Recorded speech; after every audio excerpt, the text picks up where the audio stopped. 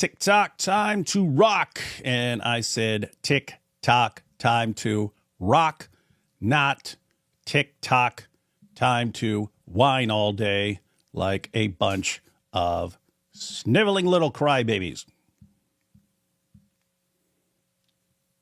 Yep, we have one person with some degree of common sense here. This channel, Reasoned Answers, said, David is never late. The people of the chat are just early. Yes, the whiners, constant complainers of the chat are early. How could David make a type A person like me wait? Official late.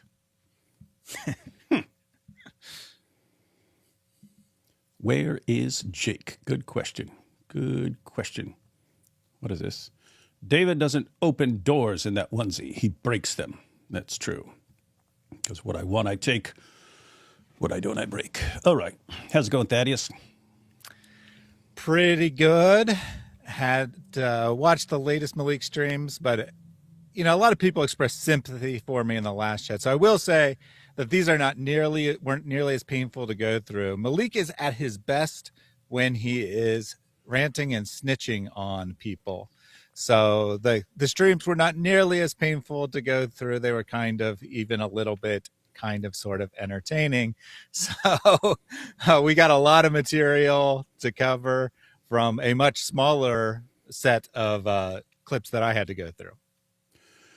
Black Angel said, Dawood is reddish again.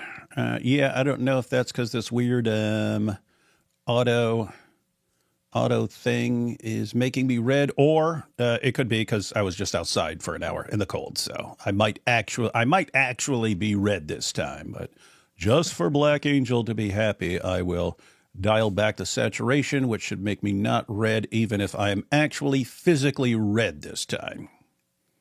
And all right, that's pretty not red as far as I can tell. All right.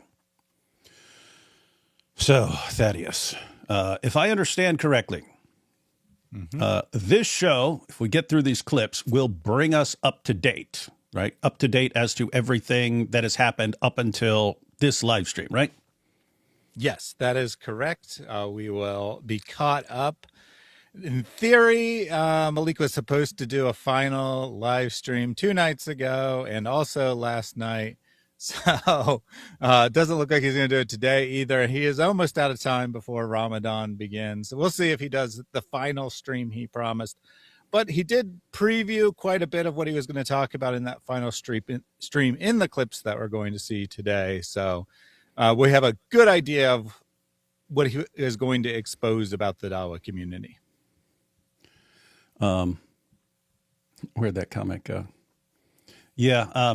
So he's given us a preview of all the stuff he's about to back down on and not do anything with, right? Yep. Yeah, it does appear that he has backed down. He's like, it's going to be tonight. It'll be tonight at 10 p.m. And then did it. And then he's like, I didn't have time to get everything ready. It'll be tomorrow, which I think at that time might have still been true. He might have still been planning to do it the next day. But then suddenly his TikTok story, which is, normally saying what's coming up on his next live, there's nothing there. He's deleted everything from it. Just a little while ago, he had changed his profile picture a few days ago to a picture of the speaking Muslim. Just a few hours ago, he changed it to, I believe, the clock tower in Mecca there. So seems to have backed down. Speaking Muslim deleted his account, deleted his personal Facebook page. He does seem to have completely left the scene, at least for now. He might be back in a month, but I think he at least is smart enough to know that he needs to lie low because his career is in danger, because he's done some things that could get him disbarred, have his law license removed. Yeah, so everyone, speaking Muslim, he was one of the guys, one of the Muslims hanging out with us at DebateCon and so on. He's the guy sitting beside Jake for some of the stuff. But yeah, turns out, according to Malik, based on what I've heard, Speaking Muslim is actually behind some of the doxing. And apparently Speaking Muslim is the one telling Malik what he can get away with, right? So, yeah, you can say pop, pop and all this stuff. Just, when people ask what you mean, say it's not a threat. And that seems really stupid because the way I've always heard it is, how would a reasonable person interpret your words? Mm-hmm. Not, can you say, oh, when I said I'll kill you, I meant kill you with kindness. Like, you can't just say, I'm going to kill you. And then someone says, oh, he said he's going to kill me. You go, oh, yeah, I meant with love, right? You can't just say that you meant something completely different from what you said. So if you're saying, you know, this is going to happen to me, you're going to make me disappear, all this stuff. Pop, it's going to happen in Houston and all this stuff. It's how would a reasonable person interpret those words? So but if the speaking Muslim is not just providing this sort of advice towards Malik, but if he's also providing the material to dox us with, that is very, very interesting stuff for the Bar Association in California. But we'll see. I don't know what the evidence is. I know they shared some screenshot.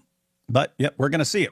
So we're going to get all up to date here, ladies and gentlemen. And then Malik obviously is going to back down. He's not going to go through with exposing all these dudes like he said. And in the next day or two, he'll say, oh, it's just, you know, it's Ramadan. I can't do it anymore. And so he won't go through with all the stuff. Maybe he'll pull what he did after the, you know, where he leaked all the stuff that Warner and by implication many of the Dawa guys were doing. A couple of days later, he's like, oh, I just made it all up. So maybe I'll do that again. And here we have David, nice AC/DC reference from Bad Boy Buggy. What I want I take, what I don't I break. Yeah, it was funny. My dad used to quote parts of that, but just as sayings. And then he eventually told me it came from a song. But by that time, it had been adopted as like one of our family mottos. So the one I always grew up with was, if you're going to walk on thin ice, you might as well dance. So we know that one. The other is, it ain't a crime if you don't get caught. There's that one. And then sort of like third on the list would be, what I want, I take, what I don't, I break. And then connected to that, what I take, I stash, what I don't, I smash. But yeah, those last lines are from a song, AC/DC. That's true. Hang on. Let's take these first couple of super chats here, and then we'll jump into the first. We've got Thaddeus. If I start ranting too long, make me stop, because we've got a bunch of video clips to get through, and so I'll try to play more without interjecting and so on, so that we can get through all this, and then everyone's up to date. And then, like when Malik backs down and says, "Oh, sorry, I can't finish," blah blah blah. In other words, his handler.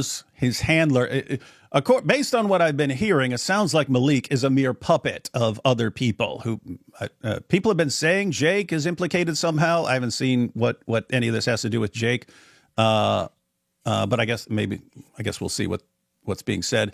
But then speaking Muslim is actually telling him what to do and what to say and stuff like that. So sounds like Malik is a mere puppet in someone else's puppet show. And so he doesn't like it when the puppet masters are speaking down to him, because it's like, I'm the one taking the hits here. I'm the one taking the hits, not in the zoot sense, because Warner's not around, but I'm the one taking the hits here. And you guys are running your mouths like you're on everyone else's side and throwing me under the bus when you guys are the ones feeding me information. No. So then he'll threaten to expose them for their involvement when they have more to lose than he do. If you're a lawyer, that's your entire career gone. You get disbarred over that sort of thing. So they have more to lose, and so he'll threaten them, but they're just gonna put him in place. Say, look, man, okay, all right, we won't say that anymore, but shut your mouth, man, before we completely destroy you. So anyway, that's what's going on. But we want everyone up to date, and then here's what would be cool. I mean, it's cool either way. If he just throws everyone under the bus and exposes everyone, that's cool. Then everyone is exposed. But he's going to back down because he's a coward. So he's going to back down. But when that happens, that's cool, because it's going to be, he's going off for Ramadan. He's not going to be posting any more stuff. He's not going to be doxing anyone, not going to be ranting. And we can actually focus on other things like wrecking Islam and exposing Ramadan for the complete charade that it is. If you took everything Jesus said in the Sermon on the Mount, if you took everything Jesus said, and then you look specifically at the things he said not to do not do this and think you're good with God. If you took everything there that he said, do not do this, when he's talking about your deeds of righteousness, when he talks about prayer, when he talks about fasting, when you look at every single thing he said, do not do, and you roll all that up into a ball, you get Islam. And it's just amazing. We follow Jesus more than you. On what planet? No, you've been told that you follow Jesus. You have no concept of what he actually taught. If you did, you'd either have to reject your own religion, Islam, or you'd have to say, nope, Jesus is a horrible, evil person because he said the opposite of what Islam teaches. Yeah, guys, for everyone who's watching, in case you don't know, Jesus said, do not do your deeds of righteousness to be seen by others. And if that's your, if you are inclined to, hey, look at me, I'm praying. Hey, look at me, I'm fasting, and so on. Hey, that you need to go in your room and pray and not tell anyone. You need to conceal the fact that you're fasting so no one knows you're fasting. Islam, everything they do, look at me, everyone, look at me, I'm praying. I want to go out here in the middle of the street and pray so that you know I'm praying. I want to pull my car over and go sit in the middle of the street and block traffic while I pray so that you all know I'm praying. Hey, everyone, look, I'm fasting. We're all fasting. Look at us, we're fasting. Even though we're gorging ourselves with food, gorging ourselves. And we're gaining 20 pounds during Ramadan, but we're fasting. Look at us, praise us because we're fasting. It's like, my goodness, what a joke of a religion. And then it'd be one thing if you said, we're the religion that's the opposite of everything Jesus taught. But you'll say, yep, we're doing the exact opposite of everything Jesus taught, and we're the religion that's actually following him. So it's just completely insane. Anyway, so point is, that's going to be a fun month. Ramadan is now my favorite month of the year because it's just the best opportunity to expose the complete hypocrisy of Islam, and we're going to be doing that all month long. You thought Muhammad and the Al-Zut lasted all night long? We're lasting all month long. We're gonna fast during Ramadan. We're gonna fast from not exposing the hypocrisy in Islam. Double negative. We're going to be exposing the hypocrisy in Islam. TikTok, time to winger it. I'd rather be a whiner than part of the watcher. Yeah, that's a good point. You always say something like, good evening, good morning, and good afternoon. Is that a reference to The Truman Show? No. I've never seen The Truman Show. I've seen some clips. People pointed out to me years ago that there are things in The Truman Show that were like, when I describe my delusional thinking, like I'm part of an experiment, they say it's kind of similar. I've seen multiple people said that's similar to The Truman Show because I guess he's in a show and he doesn't know it or something like that, but everyone's in on it except him, something like that. Yeah. And so there's that parallel, except I thought it was like part of an experiment at times. Yeah, no, I just said, good evening, good morning, good afternoon. Is that actually on The Truman Show? Because if so, then that's interesting. No, I said it because I just realized I can't say good evening. I can't say good evening because some people are watching on the other side of the world. So I just switched it to, okay, whatever area of the world you're in, I'll greet you there. And then, you know who ripped Momo apart? A lot of dudes. I know Ramadan is not Lent, but if you don't want to do something during it, maybe you shouldn't be doing it at all. Let's see. I know Ramadan is not Lent, but if you don't want to do something during it, maybe you shouldn't be doing it at all. Oh, I guess if Malik doesn't want to be exposing people during Ramadan, maybe he shouldn't be exposing people at all. If he doesn't want to be doxing people during Ramadan, maybe you shouldn't be doxing people at all. Yeah, that's good.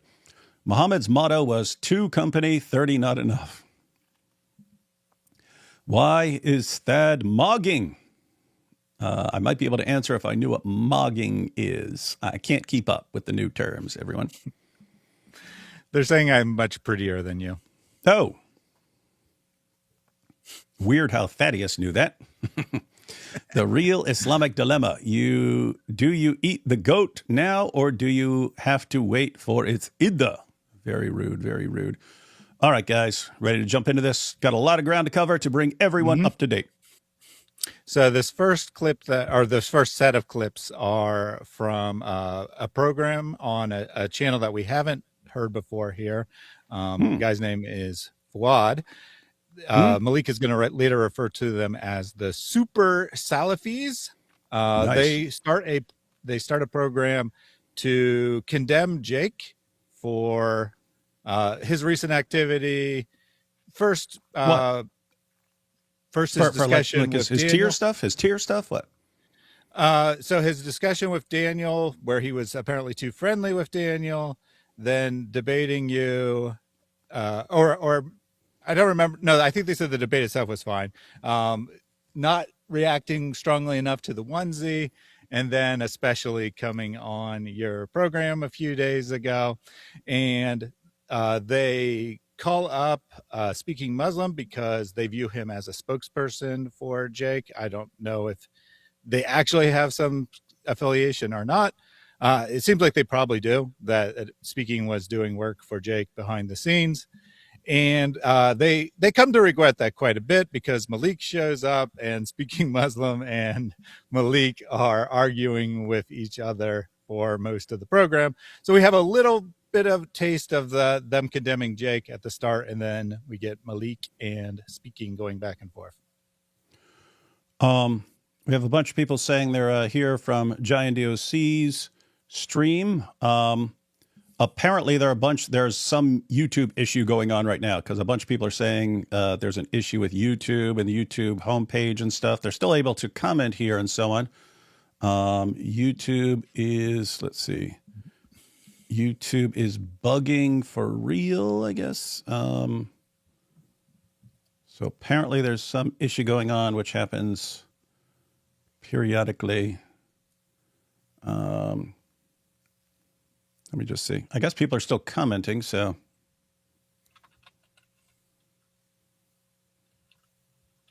Okay, there's way more people saying they're here from Giant DOC than are saying there's a YouTube problem. Yeah, oh yeah, people are saying YouTube is screwy right now. So apparently there's some YouTube issue. We'll just continue and hope that issue resolves, but I'm also wondering if if sometimes it's a regional issue, like a certain area YouTube isn't working, in other areas everything's working fine and so on. So anyway, we'll see. Yeah, YouTube was down. How are people commenting if YouTube is down? Mine too. I'm in the UK. They're saying it's just the homepage. So if you're doing it on a homepage, okay. YouTube is bugging. Yeah, no homepage. Everyone's saying there's a problem with YouTube homepage. YouTube homepage not loading. Okay. All right. That's something we definitely don't have control over. So we're just going to go ahead with the stream, and hopefully that's just a quick temporary issue. It would suck if we go through all this and then YouTube just can't even save this or anything, because it's a sucky garbage system. I guess they don't make enough money to make their system work. All right. Ready to go, Thaddeus? Yep. Here we go, guys. I'm going to try to stop it less. The problem is people just keep saying stuff, and I reserve the right to stop anytime someone sets me up for a zoot joke. But let's see. Here we go.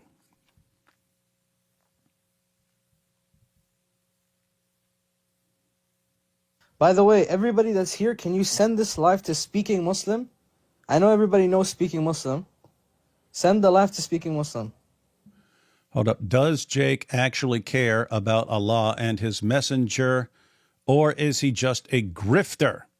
Fawad the original. Here we go. So yeah, always, when we do take these types of lives, there's always going to be a section of people. Did you advise him privately? Why didn't you take him by the hand and sit him in private, go to his house maybe, right? So just to put these people to sleep, right? Yes, we did advise him privately. Multiple brothers reached out to him. Fat lot of good it did. The topic is what? You guys don't own Jake, and you can't control him. And given his tier activity, you always have to wonder at this point, are you just a fan of someone he gave an F to, and so you're trying to avenge them or something like that? Or should we take you more seriously? You got to let us know, man, because it's hard to tell. It's hard to tell. The topic is people who start debating kuffar, right? They debate kuffar to make a platform about themselves, right? They make a platform which the center of it is just themselves. It's not Islam. It's not defending Allah. It's not defending the Messenger sallallahu alaihi wasallam. It's actually defending themselves. It's about themselves. So they use that to now debate the kuffar, make a name for themselves, and then they grift the Muslim community. I have to say, the Muslim community is like wide open for grifting. If I were an atheist who also keep in mind they're atheists who believe in objective moral values and things like that. If I were an atheist and I did not believe I have any, which is basically what I thought when I was an atheist, I don't have to follow any rules, I would be bleeding the Ummah dry because you guys are just set up for it. It's all panic mode over the avalanche of apostasy, and we will cling to absolutely anyone who says, I'm going to save I'm going to save the future generations of Muslims from becoming apostates and so on. So you've got a desperate community who will cling to anyone. That's like a flashing light to a grifter saying, here you go. Here's everything you want. It's all over here. So that's on you guys. You need to do something about that. They're talking about Jake, but they could be talking about anyone in the Islamic community, at least as far as like super popular guys go. I'm sure that there's some genuine people with smaller audiences, but all the popular guys seem to be almost exclusively about themselves and not really about Islam, let alone the community and helping out each other. It's like, I get mine, and if you also get something, well, I'm kind of jealous of that, and I don't want you to have it. Yeah. And I'm trying to think of like who doesn't seem like that. Like Sajid Lippam doesn't seem like he's grifting. Seems like he's more concerned about Islam. Fareed doesn't seem like he's grifting. Seems like he's concerned about Islam. But those just aren't the guys who become the most popular. All of the guys who become the most popular seem like total narcissists and grifters. So, but that's Islam. This brother here, Jake, right? This brother here that we're referring to, Jake, he ended up agreeing with Daniel Haqiqatjou upon his shirky positions. Not only did he end up agreeing with him on his shirky position, he started saying to Daniel, I'm so proud of you. I'm so happy that you agree with the Wahhabi position. No, there's something we need to say, right? Yeah. So firstly, there's a brother named Dean Responds, right? You guys know him, right? So that brother, he made a mistake on that live, and we brought him to our live, and we explained to him the correct position. He agreed with us, and we left it. So this first issue is the 8-hour live stream between where Jake started with his new tier list, right? With everything F, and then Daniel called in, and then Dean called in. Apparently they didn't like something Dean said. They approached him, and Dean was like, hey, whatever you guys say, I believe you. But Jake was like, no, you guys are wrong. And so I got to call out Jake. I accidentally fast forwarded, so I'll just go I went back to the shirky thing. All right, here we go. This brother here, Jake, right? This brother here that we're referring to, Jake, he ended up agreeing with Daniel Haqiqatjou upon his shirky positions. Smart. Not only did he end up agreeing... Pretty much all of Islam is just a bunch of shirk. But Islam is weird. It's like, let's commit maximum shirk, but just say that it's not shirk when we're doing it. Okay, well, if you can just say that shirk isn't shirk when you do it, then I don't even know how you condemn other people for their shirky positions. All of Islam is shirky. Agreeing with him on his shirky position. He started saying to Daniel, I'm so proud of you. I'm so happy that you agree with the Wahhabi position. No, there's something we need to say, right? Yeah. So firstly, there's a brother named Dean Responds, right? You guys know him, right? So that brother, he made a mistake on that live, and we brought him to our live, and we explained to him the correct position. He agreed with us, and we left it. Oh, did you explain to him that if Muhammad Hijab manipulates a woman and lies to her and dupes her into marrying him and then basically turns her into a prostitute, that Dean Responds shouldn't be saying, I don't care about that. If a girl falls for it, that's on her. What do I care? Did you guys explain that? Of course not. You don't care either. No. Major sin. And what's the ruling on somebody speaking about topics he doesn't know in Islam? It's a major sin, of course.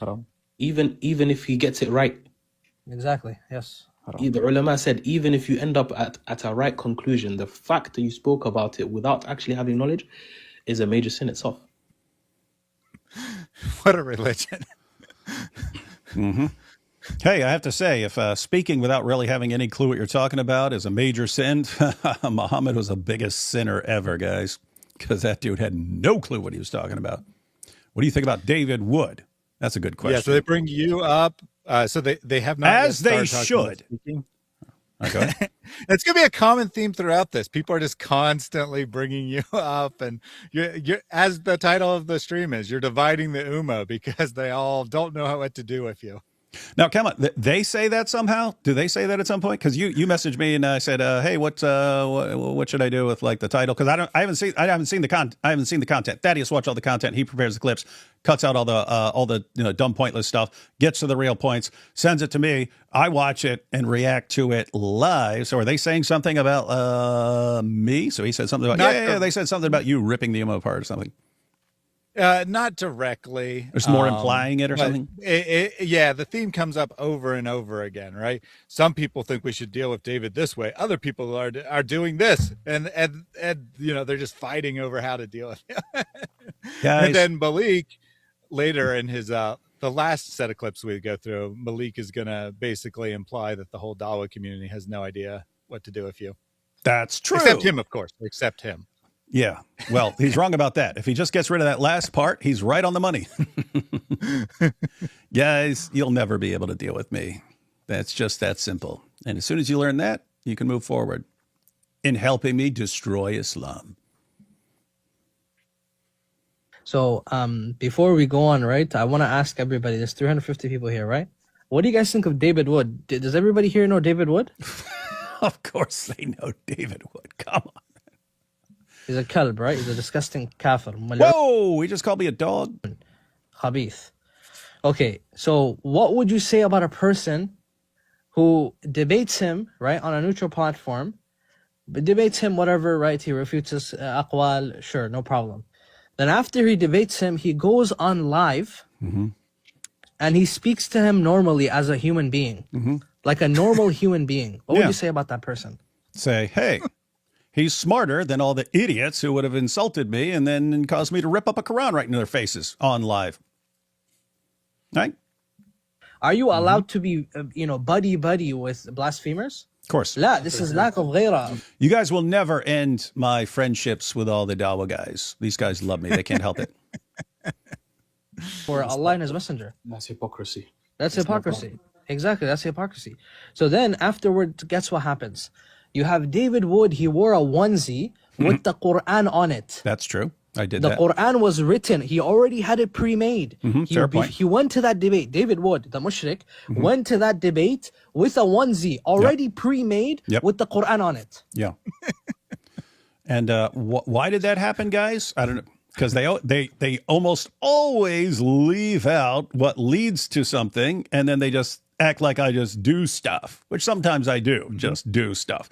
But that was, if you show up here, we're going to kill you. That's what was told to me for an entire month. If you show up here, you're dead. So I show up in an Islamic dilemma onesie. Better be careful. Better be a good shot, because you're either going to shoot the Quran or you're going to get blood all over it. So which do you want to do? Body armor. Don't leave that out. Don't just say he wore a Quran onesie. Oh my goodness! I'm not saying a lot. I'm just saying, say the reason. If people don't agree with the reason, then okay. But at least they would understand there's a reason. There's a reason, right? But they won't. They say, oh, this blasphemer, he showed up with a onesie. Yeah, you guys were threatening to kill me. Why don't you talk about that? Why do you never condemn the behavior that leads to the consequences, but you just whine like babies about the consequences? Weird religion. Well, they're gonna misrepresent Jake and the speaking Muslim as well. I don't remember for sure if it's in the clip, so I'll go ahead and say it now. But they're gonna say that you were already hanging out with them, chilling in the onesie, and they decided to start up a live stream so everyone else could see it, which is not remotely what happened. Right? They started a stream, and you happened to walk by, and then you walked by and a second time. I was not in a onesie. I wasn't in a onesie. And I wasn't going to I brought the onesie thinking, hey, I might wear this to the debate. I might wear it in the audience afterwards. I wasn't sure what exactly I was going to do with it. I had some ideas of things I could do with it. But ended up getting there, and it just like, checking the time and stuff, and it's, I'm debating in 4 or 5 minutes. I do not have time to do any onesie stuff. So that just made it not an option there, because I was still trying to figure out whether to wear it to my debate. And if I'd gone down there for that debate and, James or someone had said, okay, this is going to cause a problem or something like that, I would have changed real quick. So, but I wasn't sure what I was going to do there. And then I was like, oh, should I put it on afterwards and stuff? But anyway, I ended up hanging out with Muslims and having discussions with them. So I'm like, okay, I'm not going to do this. And then all of a sudden, Malik's on there running his mouth. It's like, all right, I'm going to go put this Quran onesie on. But I'm guessing that won't be part of this either. No, it won't. Imagine that. La'natullah alayh. Then he brought that onesie out. He wore it in front of Jake. Mm-hmm. And Jake said absolutely nothing. So here's what they should have Did done. that remind? Here's what Jake and Speaking Muslim should have said to me, should have done. Mm-hmm. Okay. Should have done. Me. So somebody in the comments said, what's the correct response? I'm going to quote you what the Prophet ﷺ's companion did. Abu Bakr radiallahu anh, he said, Umsus badra lat, which means suck the clit of a lat. Ooh. This is the correct response. You at least say something back to blaspheme them back.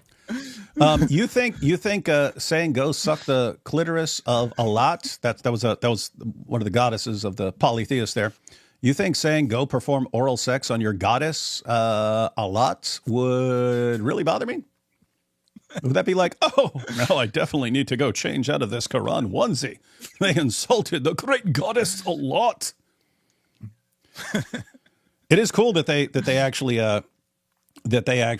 know that passage and are quoting it, because everyone, all the Muslims now, no, we would never say mean things about someone's religious beliefs and so on. What Muhammad's companion, Abu Bakr, said in the presence of Muhammad to a polytheist. This is Muhammad's closest companion, his father-in-law, because Muhammad married his daughter Aisha. This is the same guy who was so respected, he became the first of the rightly guided caliphs after Muhammad died. And this guy, how does he talk to people when he disagrees with their religious beliefs? Go perform oral sex on your goddess. So, just to be clear, following that example, everyone, would it be just totally, if we just take their standards and we say, okay, if that's your standard, we'll go ahead and communicate based on your standards. That'd be like saying, hey, why don't you, if you like Allah so much, why don't you go give him a BJ? Why don't you go bang Muhammad like the men of Al-Zut did? Do you see what I'm saying, guys? All the stuff, all the stuff we say that they whine, oh, we would never say that. Where you get your religion from? That's a rule you guys make up now to pretend you don't respond like that, because you're in an environment where, unlike Abu Bakr, you can't just chop a guy's head off, right? Mm-hmm. Abu Bakr is in a position, this guy's surrounded by Muslims, so Abu Bakr can say whatever he wants. Anyway. Yeah, so notice, right? Jake, what is wrong with Jake? He was polite and friendly. He should have been rude and mean and insulted your goddess. That's what they're condemning him for. They are literally condemning him for being nice. Mm-hmm. Because and it's funny because the fact that they were nice is the only reason a Quran didn't get ripped up right there in the hotel lobby.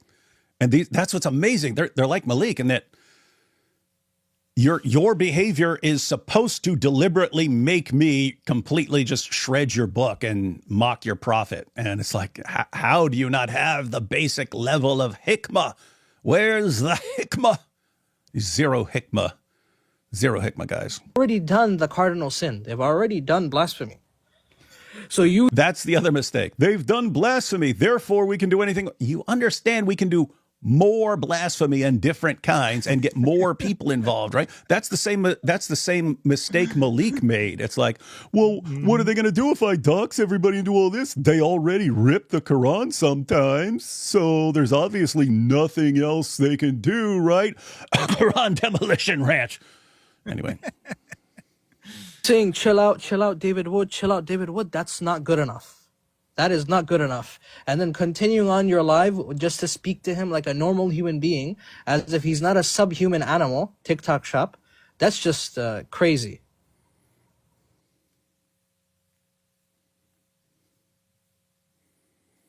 So then the last straw. What was the last straw? Yesterday he went on David Wood's podcast. Good. In front of Good 1,200 podcast. people, and he started debating the Dhimmi dilemma again. And the way he was speaking to David Wood is after like when me and Dior, like you guys see me on live with Dior, right? I have a dispute with him. Like I don't agree with him on something. We're going back and forth, right? We're discussing. He's making jokes. I'm making jokes, right? Sorry, Fuad. Sorry. I'm so sorry. Yeah. Before this, did he not claim that this will be the last round of me doing debates with blasphemers, and I'm gonna stop after this, and I'm not gonna go back to it, and this is the end of it, right?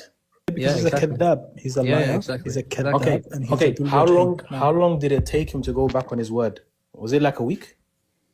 Not even a week, bro. 10 days maybe. Actually, yeah, more than a week. About 10 days. Yeah. Yeah. So within 10 days, the guy has gone back on his word, and he was on their panel, on their platform, talking to them like they were best friends. Yeah. So like there's that's no what I'm saying. adawa between them. There's no enmity between Yeah, there's no enmity. Yeah, there's no enmity between me and the blasphemer. Why would there be any enmity?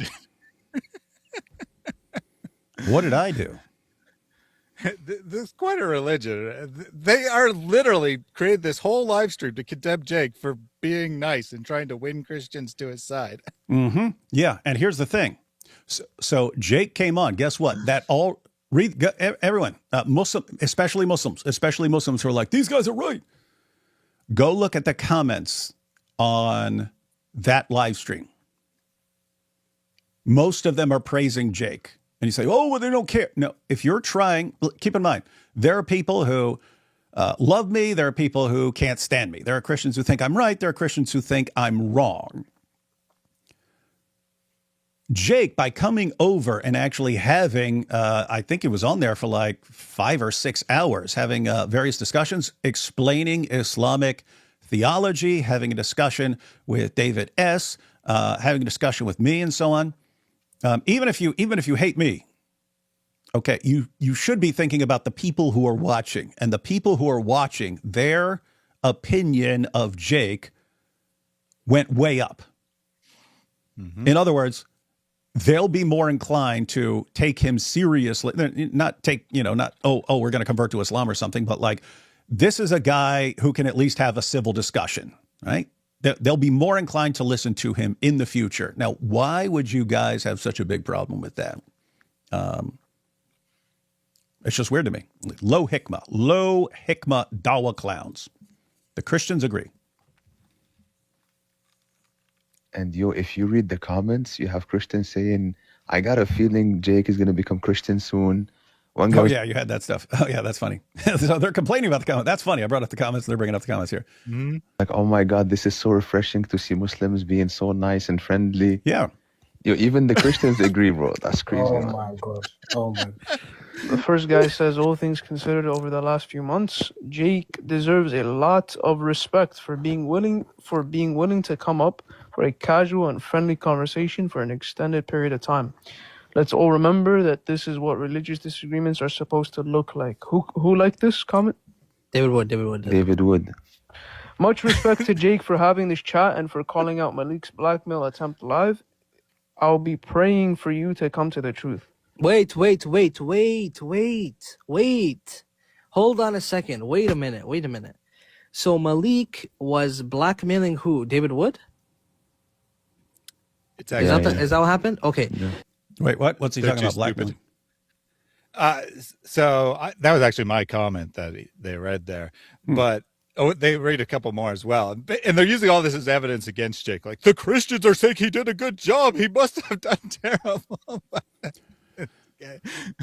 Anyway, so I was referring to when Jake is like, sorry if I seem distracted. Malik is trying to get me off here, saying he's going to reveal all my information if I don't get off the stream right now. Blackmailing So Jake. Okay. Mm-hmm. Yeah. But they interpret it as Malik blackmailing you, which No, that wouldn't go well. Malik can do that. That wouldn't go well. Malik tried to blackmail Jake into instantly backing out, and guess what? Hats off to Jake. all the Christians were watching that too. Watching, hey, this guy's threatening to expose and destroy him and stuff, and this guy just keeps going. Guess what? People respect that. People respect that. Weird. Low hikmah, man. Low hikmah. Dawa clowns. Speaking Muslim arrives. Beast. Wait, you mean arrives in this conversation or arrives at the hotel? In this conversation. In this conversation. All right. Look, Akhi, I have a specific issue, right? So you know the David Wood debate, right? When you guys flew out to Houston and you had a debate with him, you guys went live afterwards, yes? You went live with David Wood, yes? So I'll explain that if that's okay. Yeah, Just go kind ahead. of give it context from my view. Yeah. So we were there in the lobby, right? And David popped up, and originally you can even actually look at the live. I covered my camera. I said you can't be on my live, and Jake goes, "No, let him on," or whatever. Yeah, I agree. So I moved my hand. And I didn't know what was coming. Wait, before that, But I shouldn't have moved my hand. I should have ended my life. Before that. So when Jake said, no, let him on, do you think that's okay to say? No, I didn't, to be honest with you. But at the time, like, to be fair with you, I was kind of like in a predicament. Yeah, no, in the instant, I'm going to be honest, I was kind of in a predicament, and I didn't really know how to deal with it in the instant, because I could have either opposed him like in real time, right? Or I could have just went with the flow and kind of went to see what happens. And yeah, frankly, it was just bad judgment on my part. I have to say, though, and this is what I'm talking about with this Dawa dilemma. It's like, if you do this, it doesn't work out for you. If you do that, it doesn't work out for you. Just imagine David Wood shows up. You're like, shut this down. Is that a good look, according to you guys? You look like a bunch of cowards. You'd look like a bunch of cowards who are terrified. Oh my goodness, David is here! Shut everything down! Shut it down! That clip would have been used everywhere. Look at this! Look how they back down like cowards the moment a real man shows up. It's weird. It's like there's no way to please all these guys because there's nothing that actually works out for them, and so whatever they do, like half the Muslims condemn it because it doesn't work out. But guess what? If they'd done the exact opposite, that wouldn't have worked out either. And the other Muslims would be condemning that. So there's just no winning for you guys. He's also lying. Jake didn't say let him on or anything. Like, he may have No, he did. He said something like that. Okay. No, it wasn't actually on the audio. Yeah. So if I recall correctly, I could be wrong. Speaking Muslim was blocking the camera, and then Jake was like, no, let him on. Okay. Yeah, and you look like, you would have looked like a coward if you just shut it down or something like that. You guys, we kept talking, but like, what? I mean, until, and what was happening there? What happened as soon as I started talking? They started saying, how can we end all this Quran desecration? What can be done? And so I have no idea why you would not want to pursue that. You've got Big Bad D Wood here. You've got Big Bad D Wood right there. Like what do you guys want? Is it just like I have to die? Like if I'm doing something and you want me to not do that, like shouldn't it be like, hey, let's talk. Why don't we talk about this? So maybe we can give you a compelling reason to stop this stuff. That's what they were trying to do. Hey, what do we need to do? What needs to happen to end this stuff? And these guys are saying, shame on you guys for trying to stop all this stuff that we whine about constantly. Okay, so you don't want it to stop? Okay, I can say I have your stamp of approval for everything I do, and that there's no trying to convince me to stop. Okay, we heard it here, folks.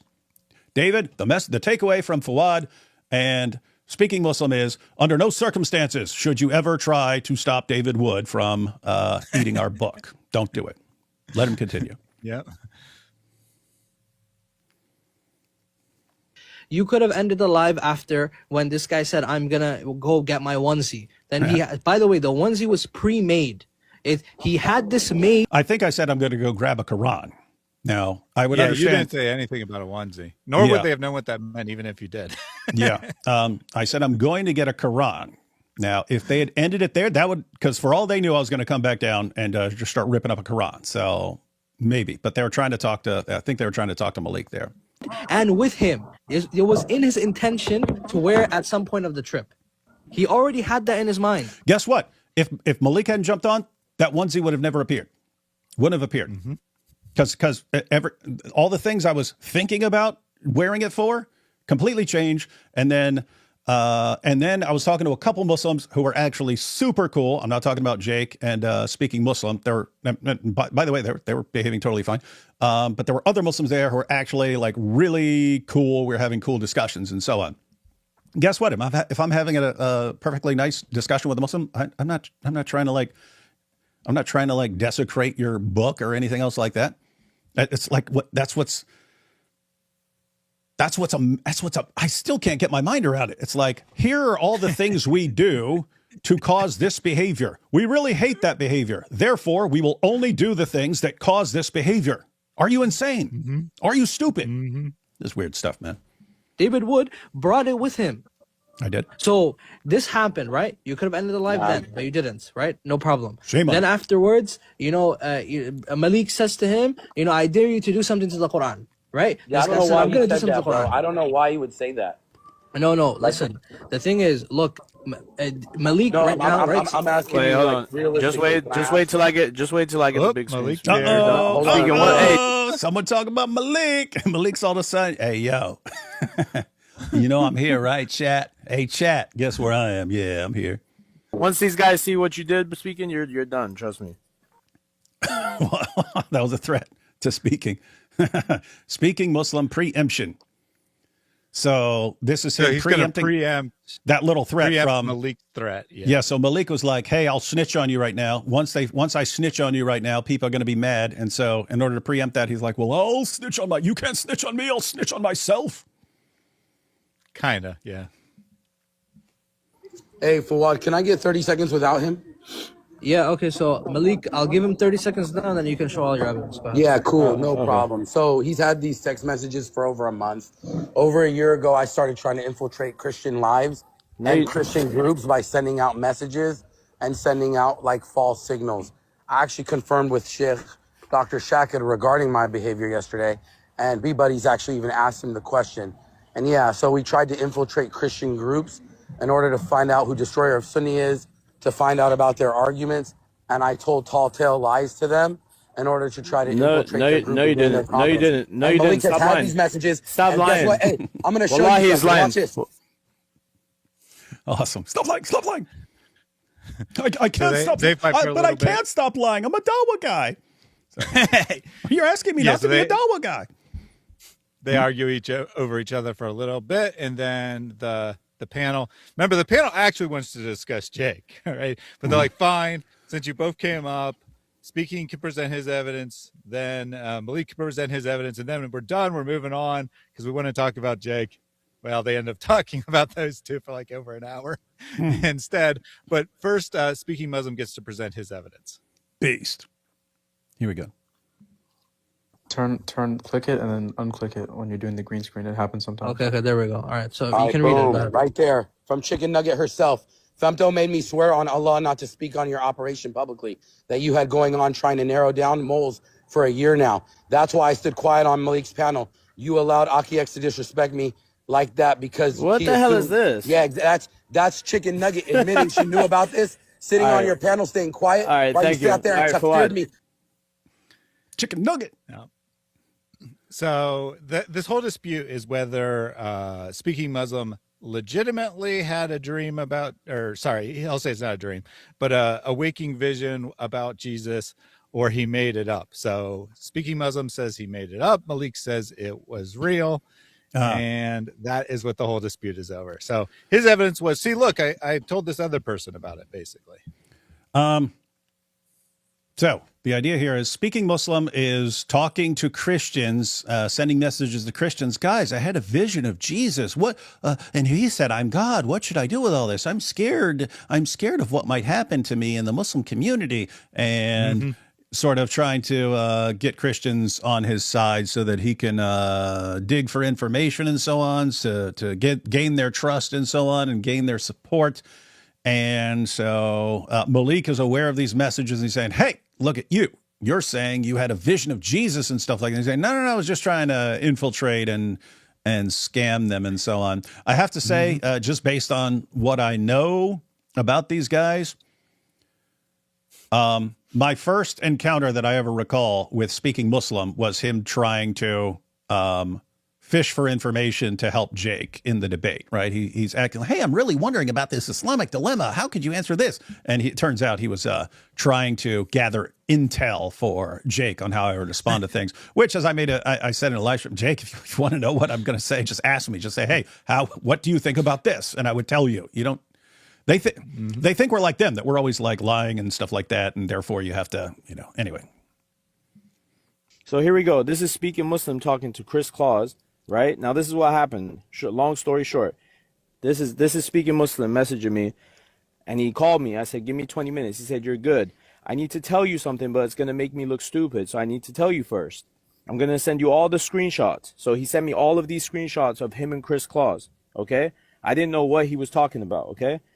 This is Kay, the Egyptian, the Coptic guy, if you guys know who he is. He told Kay, if I ever became Christian, I will get DOX, that my family would be in grave and imminent danger because there are so many extreme on the app. Okay, so he's calling all the Muslims on the app extreme to Coptic, the blasphemer, right? Under the banner of so-called, I'm infiltrating them. Nobody asked him to infiltrate, by the way. This is him doing an infiltration on his own, getting us nothing, just giving information, okay? Then he went to...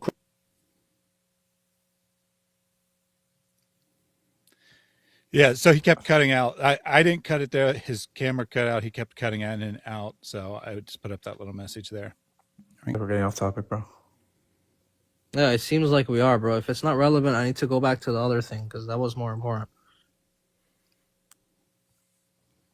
Okay, bro. I think we might need to put the pin in the Speaking Muslim stuff. Wait, bro. How is this not important when you have Speaking Muslim up on your panel and you claim to want to have certain people up on your panel, right?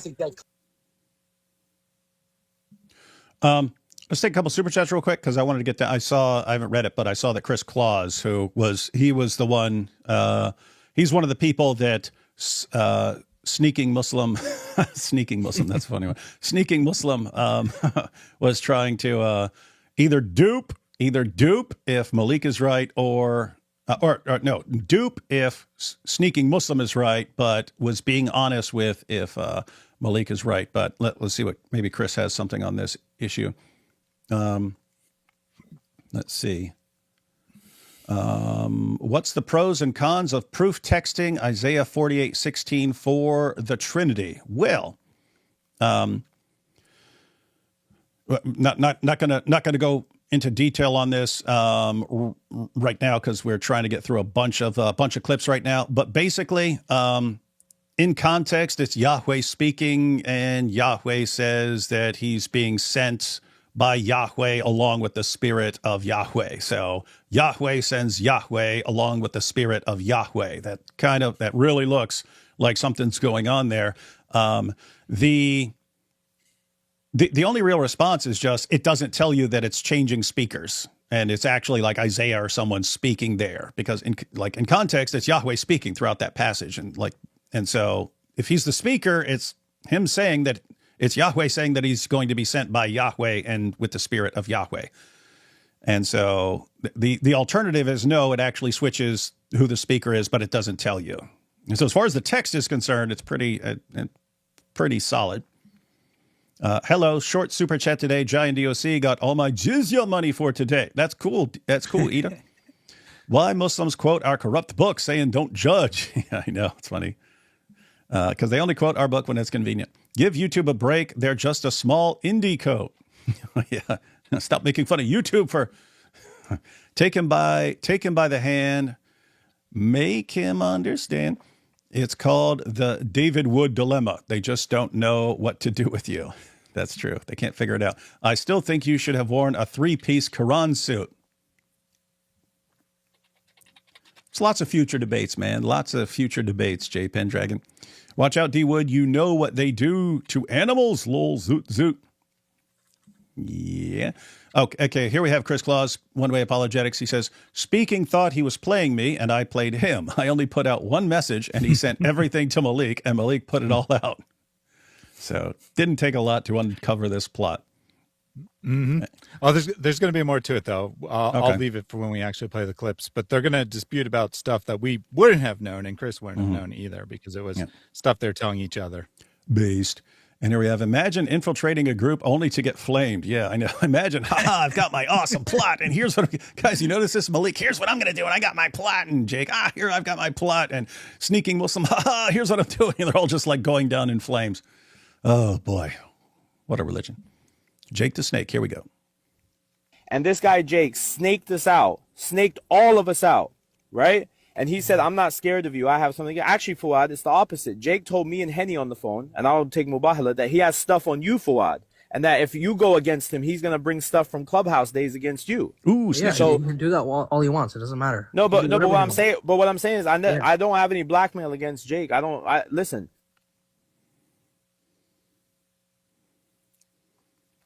First off, this is a message I received from Malik where he's telling me to get on Henny and for messing with Aki X, telling me to press Henny. I never pressed Henny, by the way. He said for effing with your op who doxed me, apparently. That's what he says. So I don't know about all that.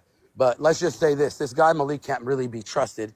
He actually attacks everybody in his circle. True. He asked me to help him multiple times, which I have helped him multiple times. Mm-hmm. He's had these messages for well over a month. He got me and Jake on a call together. I can actually bring Jake on where they questioned me about these messages. I told them my intention. My cousin Femto Mechanic can come and tell you about it.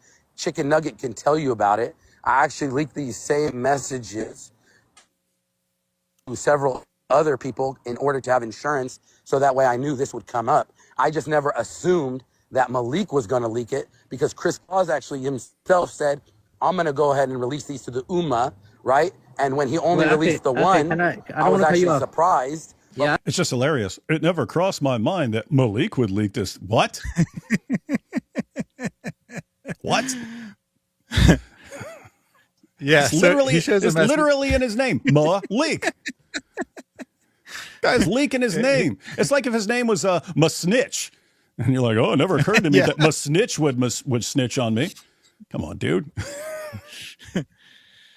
Yeah, so he says this unrelated message of basically Malik asking him for help attacking someone else, Aki X, right, another Muslim, asking him for help attacking him. Help me attack this guy. Will you help me attack this guy? All right, I'll help you. Now we got to help attack this guy, and then we'll attack each other. Yeah, welcome to Dawa. And then he shows that you can't trust this guy, but he trusted him, right?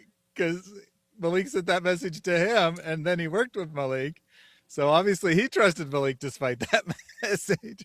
So it's just like a big backstabbing game in the Dawa community. I saw in the previous clip the accusation that Jake is threatening to blackmail them. Malik says, I'm not blackmailing Jake.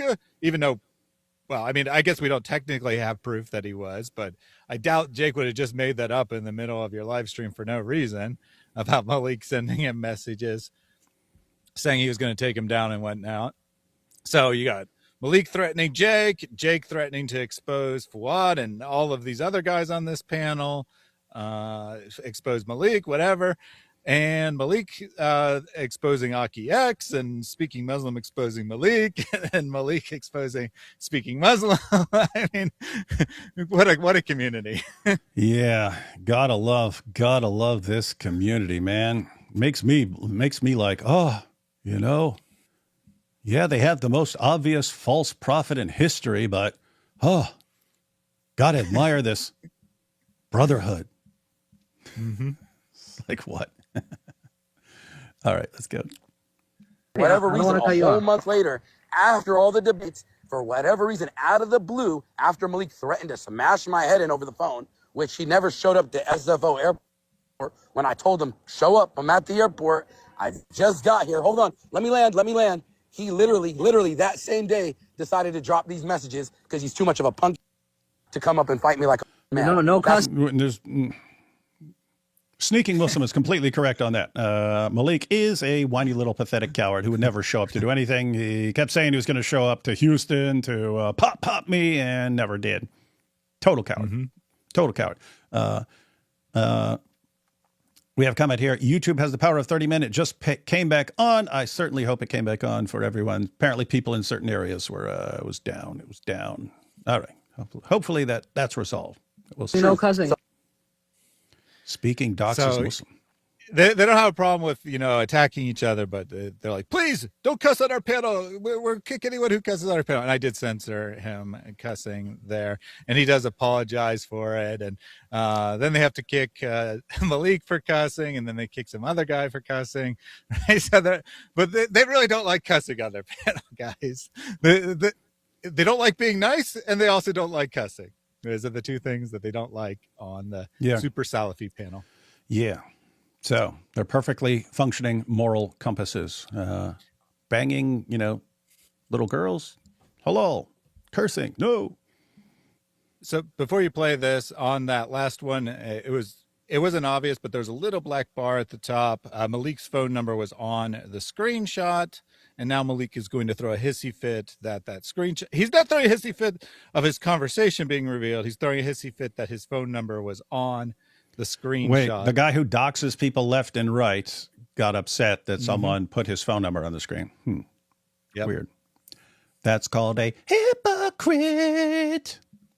Speaking Muslim doxed Achi-X's whole profile. You see that, 2 pages. His social security, everything of Achi-X on there. And he did it to every Muslim on this app. He has the file of every Muslim on this app, and this is him sending it to my WhatsApp. This guy speaking, not only he doxes all the Christians, he doxes all the Muslims, okay? This guy's a lawyer? Sneaking Muslim is a lawyer, and he's doxing everybody?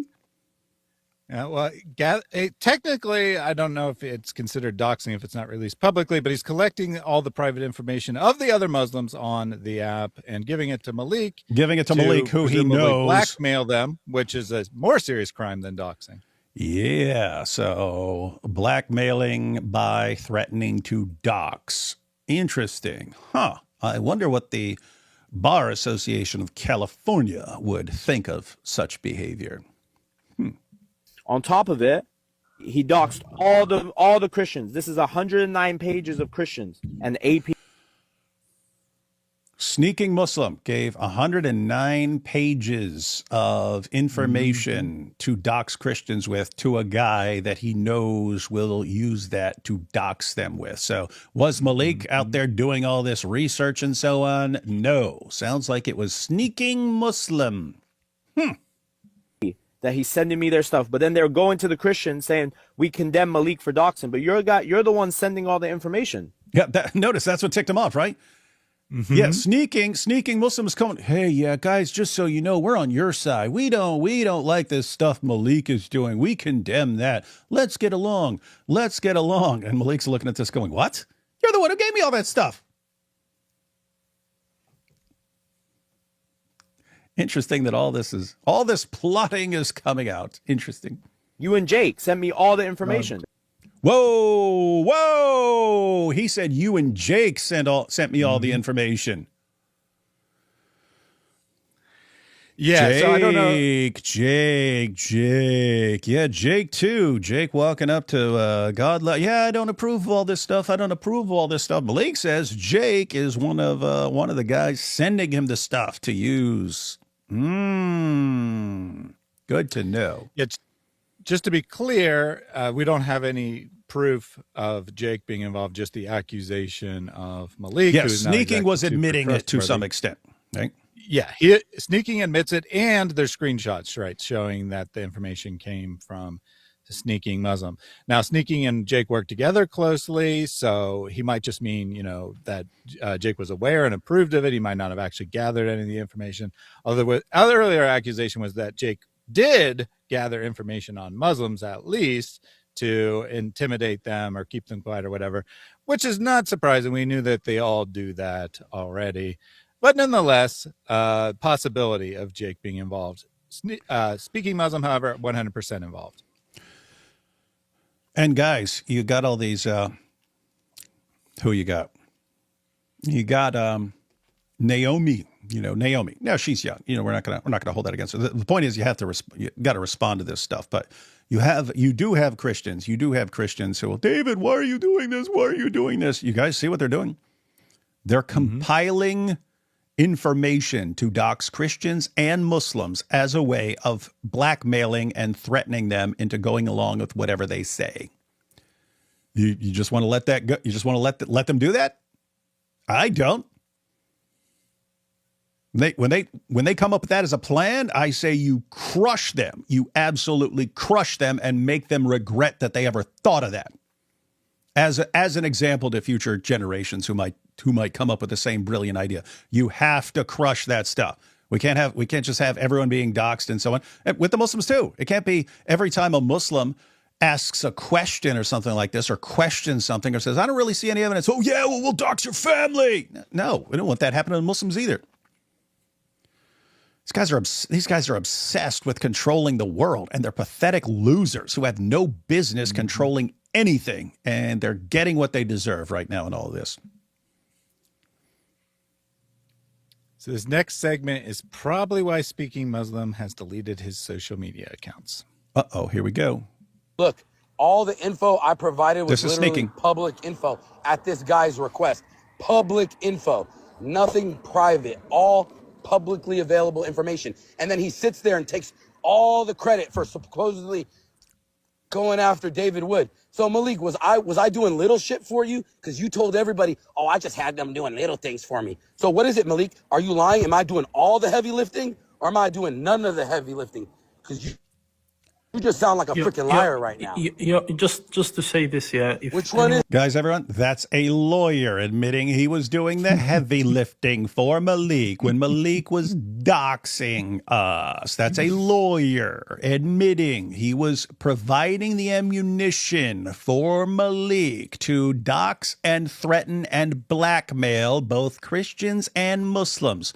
This is an actual lawyer with a law firm, because I know his law firm, and it's named after him. So he's a criminal defense attorney in California. I know his name. I'm not even like these guys. I'm not interested in that. I just want you guys to know that how dumb these guys are. But yeah, and he just confessed it in a live stream, and then afterwards apparently deletes all his stuff because he realized what an idiot he is for doing all that stuff, and then for basically confessing it on TikTok in a live stream. We have a question here. What's doxing mean? Doxing is when you share people's information about how to find them or how to where they live or something, with the intent of this leading to harassment or threats or something like that. So, in other words, exactly what these guys are using it for. Exactly what Sneaking Muslim and Malik are using it for. That is the definition of what doxing is. They're both in California, and doxing is illegal in California. They're both breaking the law. Now, for Malik, that'd be a little slap on the wrist or something like that. Although he's done it so many times, that could add up to something more serious. And he's committed a bunch of other crimes along the way. With Sneaking, this guy's a lawyer. He's a lawyer and was using helping someone dox in order to blackmail them. He's a lawyer. He's in trouble, guys. He's in trouble. And he knows it, which is why I delete all his stuff, hoping people forget about him and not go to the bar association. Good luck with that, buddy. Malik, wait, tag David Wood and A-Plus and IP and all these guys? Sorry. Am I the actual genius behind the scene, or are you the guy running the show, Malik? I'm not really sure anymore. Okay, this is- Because now you're this claiming is I got all Yo, the files on can we- everybody.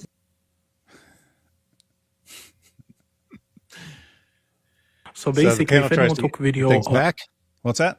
The panel kicked both of them, tries to get things back under control, but then it's like, okay, we got to bring them up so they can say their piece. Come on, you're supposed to let him go, man. You're supposed to let him go, guys. What's wrong with you? This amateur hour?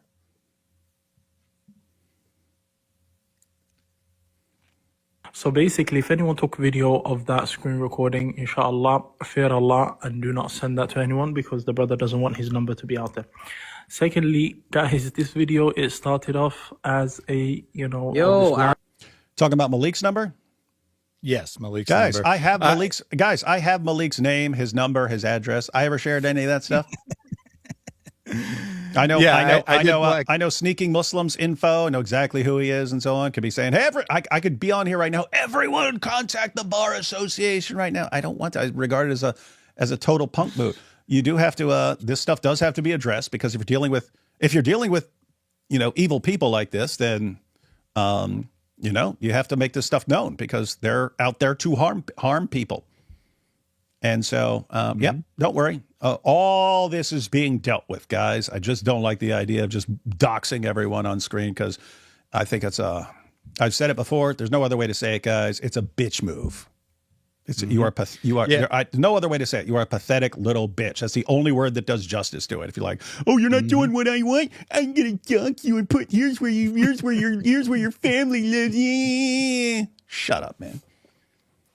Yeah, so I didn't include it in the clips because it was just them yelling over each other. You could barely make it out. But Malik was yelling and screaming about how his number was put on the screen, and he makes all the people on the panel swear by Allah that they didn't notice that his number was on the screen and so forth. Actually, that could actually still be coming up when he comes back. I'm not sure one way or another whether I clipped that. But you haven't seen it, but he was quite upset that his number was put on the screen.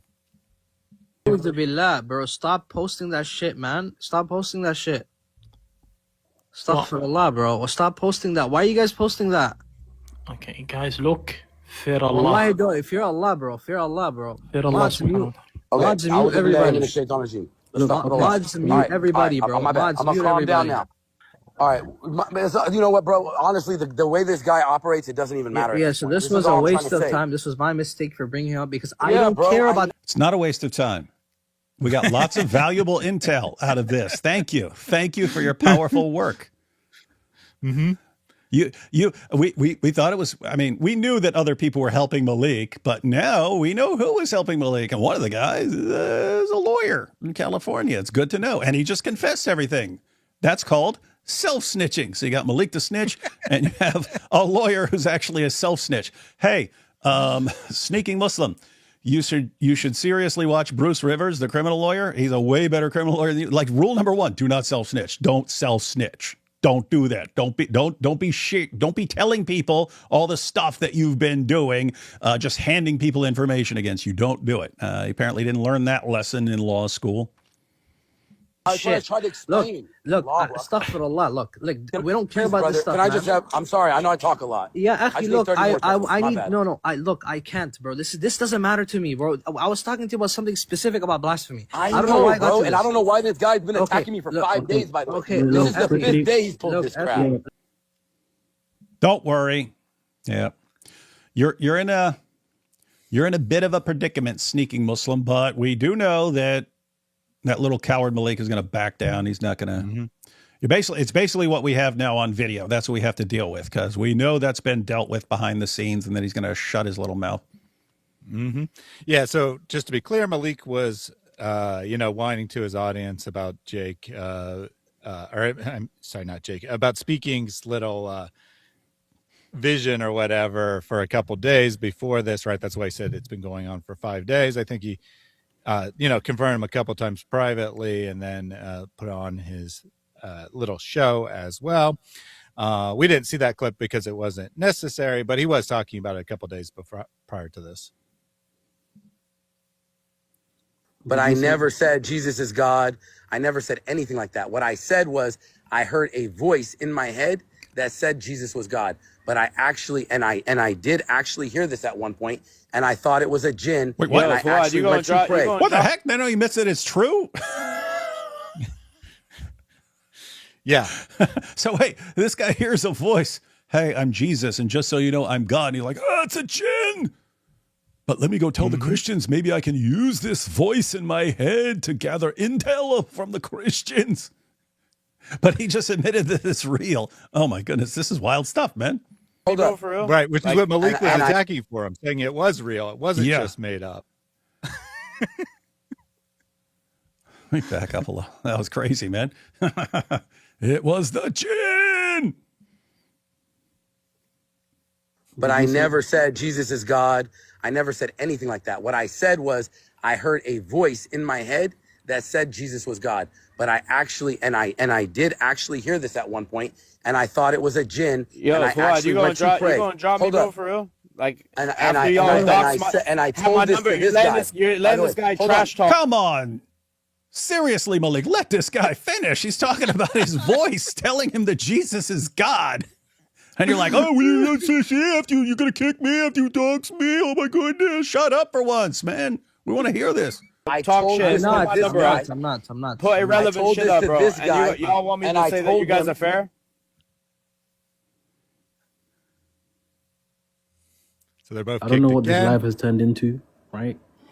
We addressed everything that we needed to address. Right? Yeah, you did. We No, addressed it's not everything that. we We needed didn't to address it, bro. I wasn't able to address it. The thing You addressed everything you needed to address. You gave us everything we needed. We didn't have any of this. We didn't have any of this. Now we do. Thank you. Thank you. is, look, my issue was what happened on that day, and I couldn't address it because it got derailed. We started talking about him falling to naqd. All I wanted was a clarification. If you say I'm a Christian or these things, right? Is it kufr for him to say that? Yes or no? Yeah, Yes yeah, or no? of course. It's If kufr. somebody Okay, said- so now I just somebody want him to says- repent publicly. I want him to repent publicly. Wait. They're talking about sneaking Muslim there. Yes, yes. Okay, so him pretending to be a Christian, they're saying that's what, kufr or something? Yeah, it's Kufr. Okay, so but I think Sneaking Muslim said he contacted a sheikh and asked the sheikh if he could do that, right? Or was that about something else? I think He did, but it's not clear if he did that before he did this whole little thing, or he just did it in the last couple days to get confirmation that what he had done was okay. Not clear on the timeline, but he did say that a sheikh approved it. Imagine that. Sneaking Muslim hears a voice in his head. I'm Jesus and I'm God. And he says, I will use this to destroy Christianity. And now his entire career is going down in flames. Huh. I want to talk about blasphemy. Wait, he's saying he never said I'm a Christian. So what I need to clarify is when he said I saw a dream, and it said He said that happened. said to me Jesus I mean, the is vision. God. I mean, or voice. And he said I didn't know what this means. Right? He's basically saying that he doubts whether it was true or not. Right? But I didn't know if it was a jinn. He said he thought it was a jinn. No, when he said it to the Christian, he said I don't know what it means. Oh, that's what you're talking about. Yeah. Allahu Akbar. Okay, so for that he needs to repent. Yeah, so this is a naqid, right? So this right here, what Luqman is saying is Speaking Muslim committed a nullifier when he said that to a Christian. Whether you're infiltrating or not, that's a different issue. I don't give a damn, right? If you said that statement, which you did, you have to repent because this is a nullifier of Islam. So they're going to make him repent. They're going to make him do a shahada. And, Agent Malik is like, no, don't let him finish the shahada. Yeah. Malik, the ultimate shahada blocker. Malik, he's a doxer and a shahada blocker, everyone. I'm just saying I publicly repented. I took my shahada after the Dr. Shakir Live like 4 weeks ago, and I'm happy to do it again. And let's This guy's taking shahadas every week because of all the crap they do. Oh, what a religion, man. the subject. But this guy is simply going to keep coming after me. He's already. How much are you gonna talk, bro? Like, how much are you gonna talk more than me on here? Like, how much do you need people to believe? I'm not what even you're saying? talking. It's weird. Like, sometimes I can't help but like Malik. It's so weird, man. Like, completely evil scumbag and total loser who fails at everything except for exposing his fellow Dawa guys and causing massive Quran desecration. He absolutely sucks at everyone. Then he hates the fact that he can't accomplish anything, and so he just lashes out in every direction and so on. So, like, total pathetic loser. But sometimes you gotta like him, like when he's wrecking Jake on the Islamic dilemma, or especially right now. It's kind of funny. Let's see. You, bro. I'm talking to How much you need to convince the audience right now? I don't No, have no. to Look, I just can I just they say asked something? me to come up and publicly repent. I'm happy to do it. Fuad, let me just tell you something real What? quick, Did bro. you want me to Let me publicly snitch more. repent or not? Let me snitch some more. So notice what went on here today. I didn't get to speak much. My number got docked. You let this guy talk nonsense while I'm bringing substance and facts to the table. He didn't bring anything to the table. Okay. With him and Jake. My name was mentioned in the video with Jake. Yet you guys say you're on Quran and Sunnah. And this is why, Liban, I have a problem with you, Fuad, and your little boys over here. And that's why you're all getting snitched on. I'm going to expose you all. I've got the list. I've got the list of everything about you provided by the guy who's Sneaking Muslim right now that you're telling to take the shahada. And I'm going to... Come on, Malik. You can do it, man. Don't back down now, Malik. You're so close. It's fake. You guys are claiming they're fake, but you guys are fake too. the way you operate. Oh. Now Jake debated 3 of them, and now he wants to go be Kiki and these people. We have, bro, this is an act of kufr. This is traitor. This is infiltrating the deen, okay? This is not about blasphemy. You guys don't even know the problem. The problem is not staying with blasphemers. These are people who ally, chapter 5, verse 51. They ally with the Christians over the Muslim. This is an act that the Prophet... No, I mean, just think about what he's considering allying. So, guys, you have Surah 5, verse 51, which, depending on the translation, do not take the Jews and Christians as friends, or it will be translated as allies or protectors and so on. That's because the Arabic word kind of encompasses all of these things. And so I think it's the Haleli Khan, which will give all the translations and so on. But Malik is interpreting simply like going on a podcast with someone or not screaming at someone in a hotel lobby or something like that. That's allying. That's becoming an ally of the Christians. And I have to say, I mean, if you're applying it that broadly, what do you call trying to convince us to destroy more and more Qurans and thus being our ally in destroying your book, man? That would seem to be more serious than anything Jake's been doing. Ally with the Christians over the Muslim. This is an act that the Prophet... With respect, you never listened to anything in the live. You didn't know what we talked about. But you guys are watering it down. No, we didn't, actually. If you was here for the live, we actually mentioned that exact issue, and we mentioned everything about it. So in his last statement there, right, he starts beefing with them, saying, you guys are not calling out Jake well enough. And they're like, you didn't watch anything, right? You were just told that your name was brought up and now you showed up.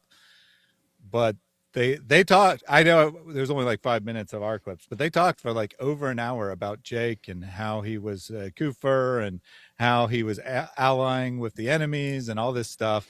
And then Luke's like, you guys, you're not calling out Jake. Guys, Jake was on, we had like a 7-hour live stream. He was on for probably around 5 of those hours because we were on for like probably a little over an hour before he jumped on. And then we were probably on like an hour after he took off and so on because we went through the super chats. But I mean, he was on with us for about 5 hours. How many Qurans got ripped up? None. How many Qurans were ripped up afterwards or something like that? None. Why? Because he wasn't acting like a total evil scumbag trying to control everyone around him. Mm-hmm.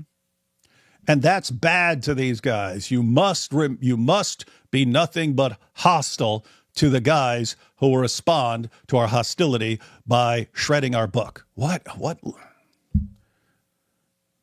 It's like an idiot festival, man. Yep. And then Malik's like, it's all about me. You guys are hypocrites. And they're like, dude, you're telling us to do exactly what we just did. You just didn't watch the program and you're assuming. Mm-hmm. So, Akhi, this is, again, we're going to tell you the same thing. I have the Quran. I'll give it to you. Yeah, no problem. My thing is, look, you said, no, you're not, right? But when it came to Malik personally insulting you, you called him the worst names. So this is the problem. It seems like you and Jake... No, Akhi, let me just finish. It seems like you and Jake, you see yourself to be bigger than the deen. That's the problem. That's true. When it comes, that's true. No. I definitely don't feel like that. Akhi, just one second. You do. I'm seem not saying like you that, believe that. I'm saying the way you act, it seems like that. So when Jake, for example, when people personally insult him, he goes crazy. He goes on a rampage. That's 1 true. week long, he posts about them. 2 weeks long, he posts about them. Mm-hmm. When somebody blasphemes in front of him, he says, "No, it's okay. You can come on my panel. You can come on my live." Right? The same thing you did here, True. right? Whether it's inadvertent or not, that's irrelevant. You said, no, you're not. But when it came to Malik insulting you, making takfir of you, you started cussing him out like he's your worst enemy. So this is problematic. Can I tell you why I got like that? Can I tell you why I got like that? No, Akhi, I'm because, not. Bro, you're missing the point, Akhi. You're missing the point. There's a different reason why I turn up on him more than anybody. I don't turn up on nobody else but him, and there's a reason for it. And there's a very specific reason for it. But that's beside the point. You're missing the point. I know, bro, but I'm saying it's personal with me and him. This guy, I Exactly. So literally. that's my point. So you're saying what's personal is greater than the deen. Yeah, you're saying what's personal, right? And it's exactly. So a lot of what those guys were saying earlier on was complete idiotic nonsense. These guys are extremely low hikmah, thinking that, you know, you've got a guy in a Quran onesie holding a Quran in his hand. Why don't you start blasting him with insults? Because that'll really work out well. Completely stupid and moronic for all of that stuff. But what they're saying there about for Malik, I mean, for Malik, sneaking Muslim, Jake, attacking them seems to bother them way more than saying something about Islam or Muhammad or anything else, the Quran. It's like that's where they draw the line. Don't say anything about me. That's when I start flipping out. They seem right on the money there, but that's pretty obvious. The rest of the guys on this panel, right, they have some, to us, very strange ideas that, like, having a friendly conversation is a bad thing and such. But they are 100% right. They had a very civil conversation, right, between all of them throughout. And then Speaking Muslim shows up, and he wants to make it all about he wants to make the whole thing about justifying his own actions. Then Malik shows up, and then those two are arguing back and forth. And despite multiple attempts to reel them in by the hosts of the show, they both wanted to make it all about them. And the panel's right about that, right? They are 100% right that to those guys and to most of the Dawa guys, frankly, it's about them. It's not really about Islam. And we're going to see Malik's reaction in the next clip because he starts a live of his own. And although this had been building since the debate, and, you know, as I said, you know, been going back and forth between Speaking before this, that panel is probably what made him say that I'm done, right? I am done. I'm getting out of this game. I'm going to do my final live stream. So that panel is probably the final straw of setting Malik off.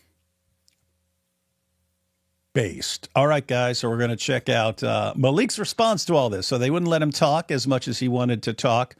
So he ran off and did his own stream, and Thaddeus found the highlights for us. Let's catch up on the super chats real quick, and we'll jump into that next clip. Here we have My Fairy Tale Life pointing out people were even respectful in the chat when Jake was here. Right. Didn't come with a bunch of insults. It's like, here, let me explain what I actually believe and ask you some questions about what you believe. And everyone will be better informed about what we all believe and so on. No, you can't do that. You should just be screaming at them and demanding that they rip up the Quran like Malik does. Wow, what a religion. Suckers better not be blaspheming my boy Ezra. Yeah, that is good advice. Jake to Malik. David was shaking during the debate. He's so scared. 5 minutes later. Do you guys love my new onesie? David, were you shaking in the onesie? Yeah, we've got video of everything. Got video of me when I'm talking, and he says I was shaking. Got video of me in the onesie. Yeah, I was the one shaking, right? Not these guys. The Dawa bros are having a snitch off. I know. It's like they're in a competition to see who can snitch the most, and it's like they're all winning. They're doing a bang-up job. Situation reminds me of a man put a stick in spokes meme. Oh yeah. Stick a stick in your own spokes and then you fly off and wonder what went wrong. You should always assume Malik would leak. He introduces himself as, hi, I'm Malik. It's the only thing I trust about him. He's the leak. That's true. That is true. Always Sunny in Philadelphia type shenanigans. Yep, it is just like that. Traitoro was a traitor? Say it ain't so, Momo. Allah is the greatest of backstabbers. Momo Mafia. Yep, he's pretty good at that. Goats are for eating, not for, something else. Mr. Wood, it's a punk. Yeah, you got to say it right. I am Jesus and I am God. Isn't that everything they've been asking for? Yeah. And then and then he goes down in flames.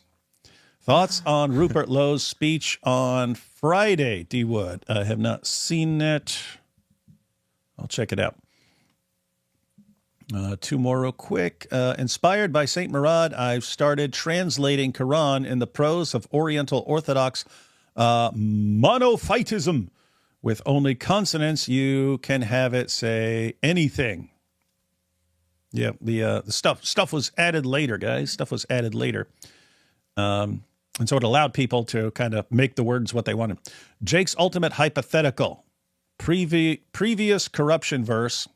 Jake's ultimate hypothetical. Previous corruption verse is trying to put Christians in the Richard Dawkins nothing could convince you position. Yeah, I told him what I think. So, yeah. So the question was, what if you had a hypothetical verse of the Quran that said, hey, the previous scriptures have been corrupted. What then, David? Would you still maintain the Islamic dilemma? And I said, no, that would defeat the Islamic dilemma if the Quran actually said the previous scriptures were corrupted. But you just have a different problem. You'd have a contradiction because you'd have all the verses that are affirming the inspiration, preservation, authority of the previous scriptures, and then a verse saying they've been corrupted. So it'd just be a contradiction. But I said what he could do is if he had something like this and he could go through, and I offered him multiple times, I said, you really want to do something, then let's just do a stream where we go kind of verse by verse with the Islamic dilemma, all the verses, and you give me a more plausible interpretation of these verses than what the verses sound like to us. That's what you do. No, there's another way to interpret it that actually makes sense. I look at some of these verses, I can't imagine anything else, any other interpretation making sense without just saying Allah is just a terrible, terrible communicator. And you can't say Allah's a terrible communicator because he brags about being a clear communicator and so on. That's the point. There's no way out of this. And hypotheticals and so on are just not going to help. Okay, Thaddeus, we ready to jump into this next clip? So this is Malik's reaction, right? Yep. To all this. All right. So Malik didn't get to say what he wanted to say, but he has his own live stream, and then he can say what he wants to say. Let's hear what the man has to say.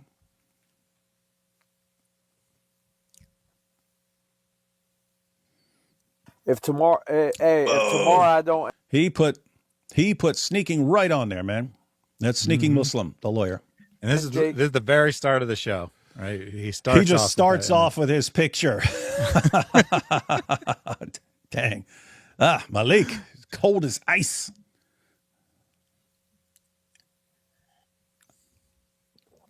If tomorrow I don't end Jake and Speaker's career, you can call me all types of names. Whoa. Hey. Did he end them? Well, he did seem to end speaking, actually. Okay, so maybe we won't call him all kinds of names. Don't be mad. What happens tomorrow? I don't want to hear a single Muslim cry. Yeah, I have to say, you guys brought this on yourself. You guys brought this on yourself by going against Malik, so don't complain to him. What happened? They're gonna start crying once they get shown. He's in everybody's DM. Who's this? This is a screenshot someone took. I don't know if Malik took it himself or someone else took it and gave it to him, but of some random girl on TikTok and Speaking Muslim being in the chat. I see Speaking Muslim. Oh, there we go. Oh, that is Speaking Muslim. Yeah, kind of like flirting awesome with her. Are you going to be a doctor? Awesome. Well, best of luck. I hope you win an Oscar one day. What'd she say? She wants to be an actress? Oh, listen. Yeah, I mean, I don't know what she was saying. Okay. Malik doesn't say that, but there's going to be a second set where he says like "you're beautiful" and stuff. Oh, so he's probably married and he's chatting someone up here. Uh-oh. All right, guys, we got a little issue. Got a little issue here. Hang on. Someone needs attention here.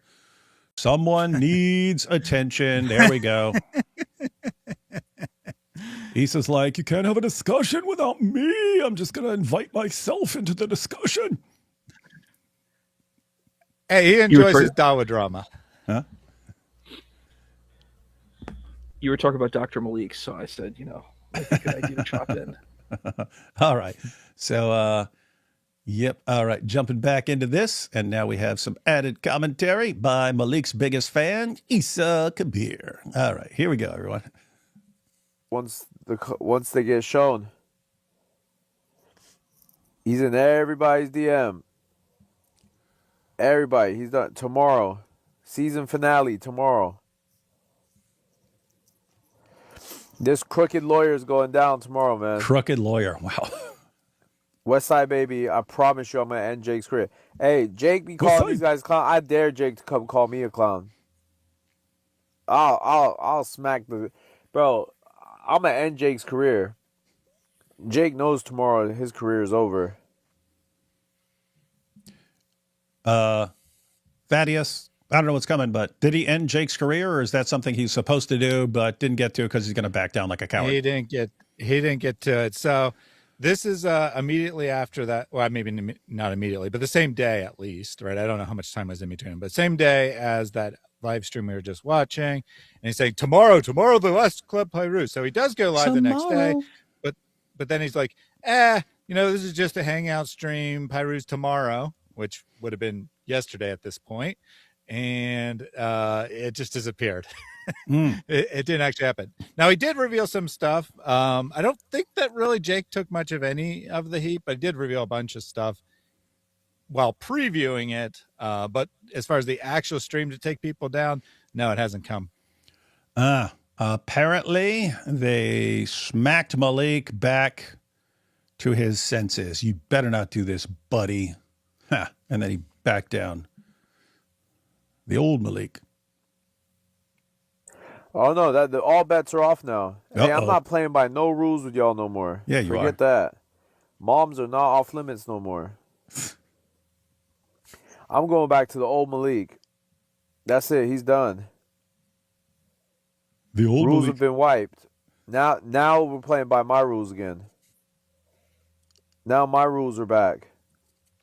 Chat, you gotta remember, these Salafi guys, they don't even know how to do this.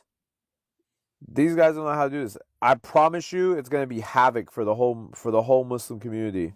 Starting with Jake, Tina, Akiex, and Speaking. Those four, I promise you, tomorrow is like bad for them. He said he promises, and then tomorrow came, and tomorrow and tomorrow and tomorrow, always tomorrow with this guy. All four of them. Yep. I don't know what Tina did. That is another Muslim on TikTok there. She hasn't really been a part of this at all. Aki X apparently had a beef with Malik, 6 months ago or something. So they're going down. And of course, Jake and Speaking is obvious. Hang on. I like this comment.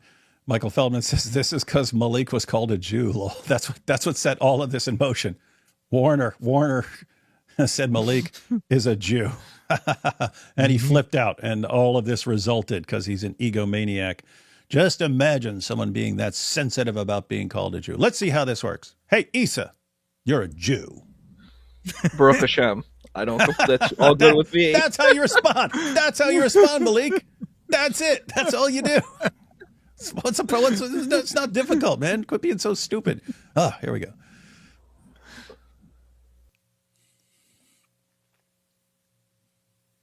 I ain't gonna lie. What Jake did yesterday, like, I ain't gonna lie, bro. How am I supposed to fight Christians with this going on? I ain't gonna lie, under the feet. I might have to spare your boy David right now, bro. This is way more important. Oh no, Malik's gonna spare me. Oh no. I feel so relieved. Finally, I don't have to stay up all night and totally panicking that Malik is coming after me. And notice you're being spared because Jake did the unthinkable of going on your show. Thank you, Jake. Thank you for rescuing me from Malik. I was just trying to figure out what to do, and then Jake came to the rescue. This is way more important. Y'all Christians always get away with it, man. Yeah, we do. You guys are stupid. Always get away. Yeah. Y'all are so close to getting taken down. Yeah, now I gotta, so close. Now I got a freaking detour. We were this close. He was this close to destroying Christian apologetics and polemics. Instead, he just completely destroyed all dawah. Oops. Well, good we slipped out of that one. So the old Malik is back for sure. Woohoo! It's doxing time. Yep, that was my favorite part of any Malik stream ever. When he came in and said, it's doxing time, and then doxed all over everybody. Those Salafis just allowed him to dox my number. I mean, granted, I changed the number in 10 minutes, but still. It's still annoying, the fact that he was allowed to do that. Now I gotta dox now, bro. Do you realize what's gonna Now I gotta dox everybody. happen tomorrow? By the way, that's his name. You know his name is. Oh, look at that. That's Thaddeus actually censoring his name. Malik is announcing this lawyer's name so that everyone can contact him, which is why he deleted all his stuff, which it was probably some sort of appeasement to Malik. Malik, okay, I'll delete my stuff. Now don't snitch on me and snitch on everybody. And then Malik's backing down and so on. But oh my goodness, but yeah. Mm-hmm. Belt your boy.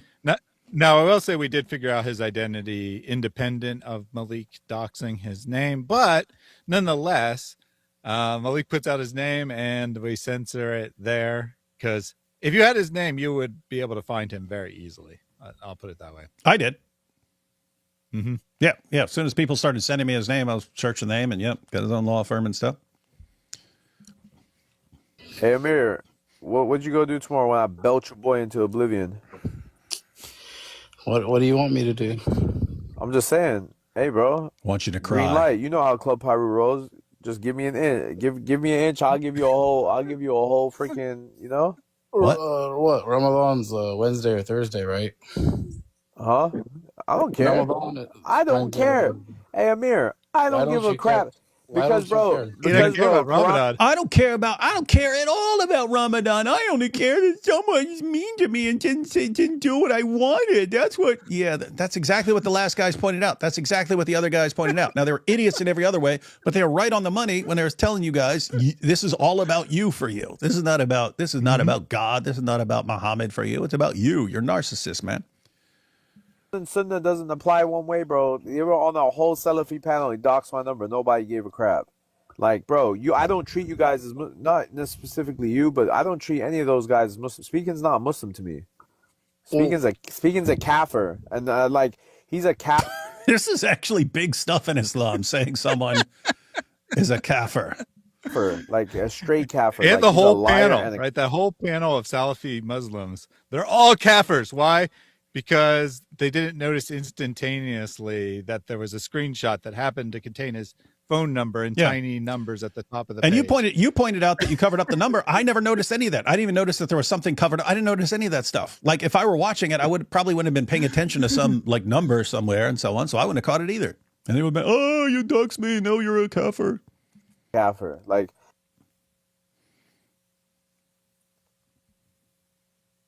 bro, he knows he lied about believing Jesus is God. That's not what he told me on the phone.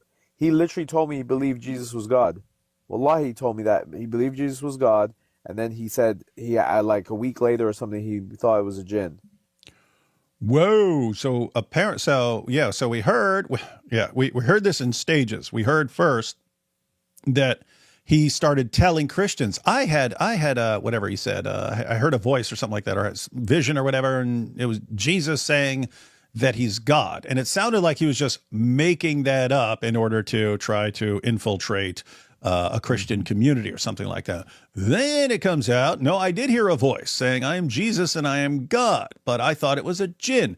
Malik points out, actually, there was some time in between when he heard it and when he concluded that it was a jinn. And before he concluded it was a jinn, he actually said, I think Jesus spoke to me. I think Jesus spoke to me and said that he's God. And then later on, he tries to figure it out, and it was a jinn. It was a jinn speaking to me. And he changed his mind. Like, and this guy acted like he was going undercover, but he was telling them the truth about his life. Like, come on, bro. How could he be going undercover, Amir, if he didn't get us any info? Hey, nobody said he was good at it. Look, so he's supposedly telling Christians this to infiltrate the community and gather intel. What intel did he get? He got nothing. What? So, well, no one said he's good at it. It's a good explanation. Makes sense. Bro, but that's just a lie. That's just a cover-up. He wasn't undercover, bro. Bro, look. Let me just say this, because you're gonna put me down in a minute, bro. He's sloppy. He's slippery, sloppy. He doesn't do things right. That's all there is to it, bro. But look, slippery and sloppy. But I will not make a Muhammad on the night of al-Zut joke because Issa's here. I don't want to hurt his feelings. What does it say? I have a question. Are these people cannibalizing themselves? It sounds like they're just attacking and insulting their own community. Uh-huh. Wow. Yep. Now, what's this? Thaddeus, should I read this out real quick, or are they going to talk about it? Yeah, you can. I mean, these are the actual messages that he sent guys? to Chris Kloss. So in the white is Chris Kloss, and then the blue is Speaking Muslim, what he sent to him. Okay, so he says he told you to stop talking to someone, and you said okay. He said, I agree. I won't deal with Aki X, but yeah, that's the last time. Oh, I'm sorry. I thought that this was Chris. I thought it was the conversation about the quit making mistakes. The jinn or whatever. But apparently this is not. Apparently this is another Muslim. Either way, speaking in this one, speaking is told to stop associating with. So I think that this is Malik and Speaking talking back and forth. So who's in the blue? Associate with Aki X. I'm guessing Sneaking is in the blue because he's backing down saying, I agree, I won't deal with Aki X, but yeah, that's the last time I'll be on a panel with them. Like Norma, we will see. No, I don't want to talk to X. That's the difference. X, so Aki X. X, he's a bad guy, bad for business and no good for my soul, and neither is Malik, to be fair. Nope, this sounds like someone else who sent... This sounds like someone who sent Malik the message, Right, yeah. So someone talking to Speaking, and then they tattle on Speaking and send this to Malik. All right. And I know when I need a change, it's just I had to do the live in order to try to fix things. Trust me, if I go on a panel, it will be more. He'll be breaking loose, and I may do that soon. I'm going to break the picket line soon. I'm waiting for receipts that Libiano is behind the boycott and the suppression movement. I've seen this, dude. I could literally log into his WhatsApp and I can look at all this. But just read this message. Just read this message. Tell me if you think he's lying. I don't want to talk to X. That's the difference. Oh, people are saying that's Chris Claus here. That he's messaging Chris Claus. Okay, so that is Chris. All right. Yeah, people in chat are saying Chris Claus. It's Speaking. Yeah. Okay. All right. X is a bad guy, bad for business, and no good for my soul. And neither is Malik, to be fair. And I know when I need to. He's right. Change. It's just I had to do the live in order to try to fix things. Trust me, if I go on the panel, it will be more. He'll breaking loose, and I may do it soon. I'm going to break the picket. Come on, bro. I'm waiting for the receipts that Libiano is behind the boycott. He's telling the truth, bro. He's literally out here, like I'm already cutting him off. It's that easy. I'm in tears right now, man. I can't go like this much longer. Like, bro, this guy's not lying, bro. He's literally going around, bro. Like, he literally snaked us out to Chris Claus, and he. Hang on. Let's go ahead and read that real quick. Back up a couple seconds. So Chris says, well, you need to search. You need to soul search because this life isn't about what is the best apologist. It's truth. And what do we need to have salvation? I don't deal with philosophy because I believe God is unlike his creation. And then Sneaking says, anyways, this is for you so you know I'm sincere. I have fear of any man. I think he meant doesn't have fear of any man, just fear of the Lord. And Chris says, I let others talk about it. He says, no fear. Oh, he corrected it. Well, good luck getting away from Malik. He said, good luck getting away from Malik. Why? Because of Malik, he's not gonna let you. I'm already cutting him off. Yeah, he did a bang up job. It's that easy. I'm in tears right now, man. I can't go on like this much longer. So you got Malik, and he has these messages about Malik. And then when he approaches Sneaking, no, that was just me trying to get intel. I have to say, yeah, I'm starting to doubt this whole intel thing. It seems more like he was, struggling with this, realizing what's going on. But then he gets access to the messages and so on. I mean, Malik gets access to the messages, and then he has to make up a story. No, it's just gathering intel. That's what it sounds like so far. I think that they actually got the messages because they got, humorously enough, they got the lawyer's password, right? They got his password to his account because the guy said I can log into his account anytime I want. So someone basically figured out his password, or maybe he stupidly told him his password. His password is, I'm a lawyer. So he literally logged into his account and took these screenshots himself, I believe is what actually happened here. Wow. bro. Like he literally snaked us out to Chris Claus, and he only got caught, bro, because he sent me a message that I posted, or else he would have kept going. Let's see here. You're dancing with the. So I'm sorry you received that. Wait, Malik doxed my address before.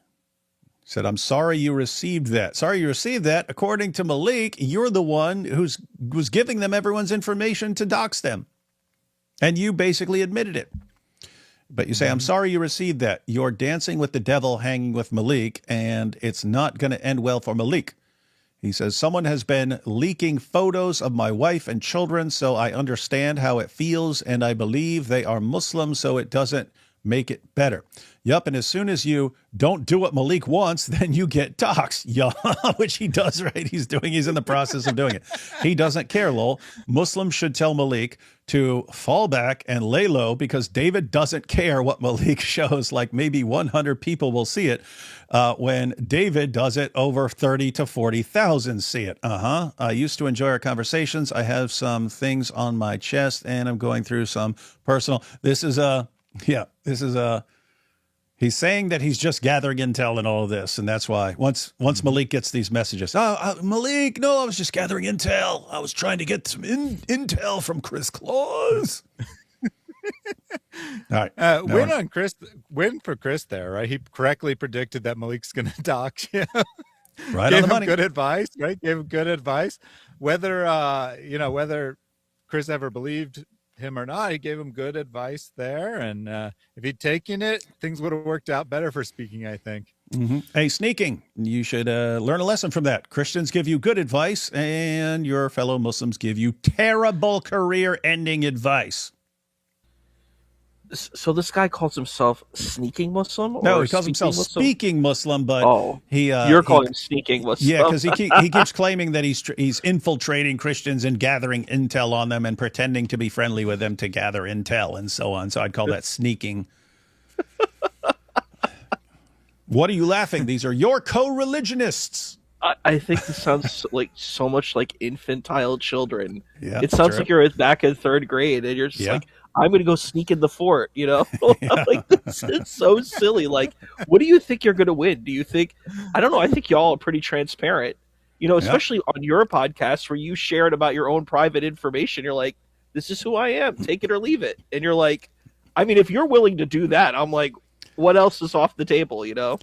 Yep, that is true. And you guys can ask anyone who knows me. You can ask, Giant DOC. We're hanging out behind the scenes, and so you can ask my wife if she's ever on some stream or something. How does David, when you're talking to him in person, compare with David on his live streams? Oh, completely exactly the same all day, every day.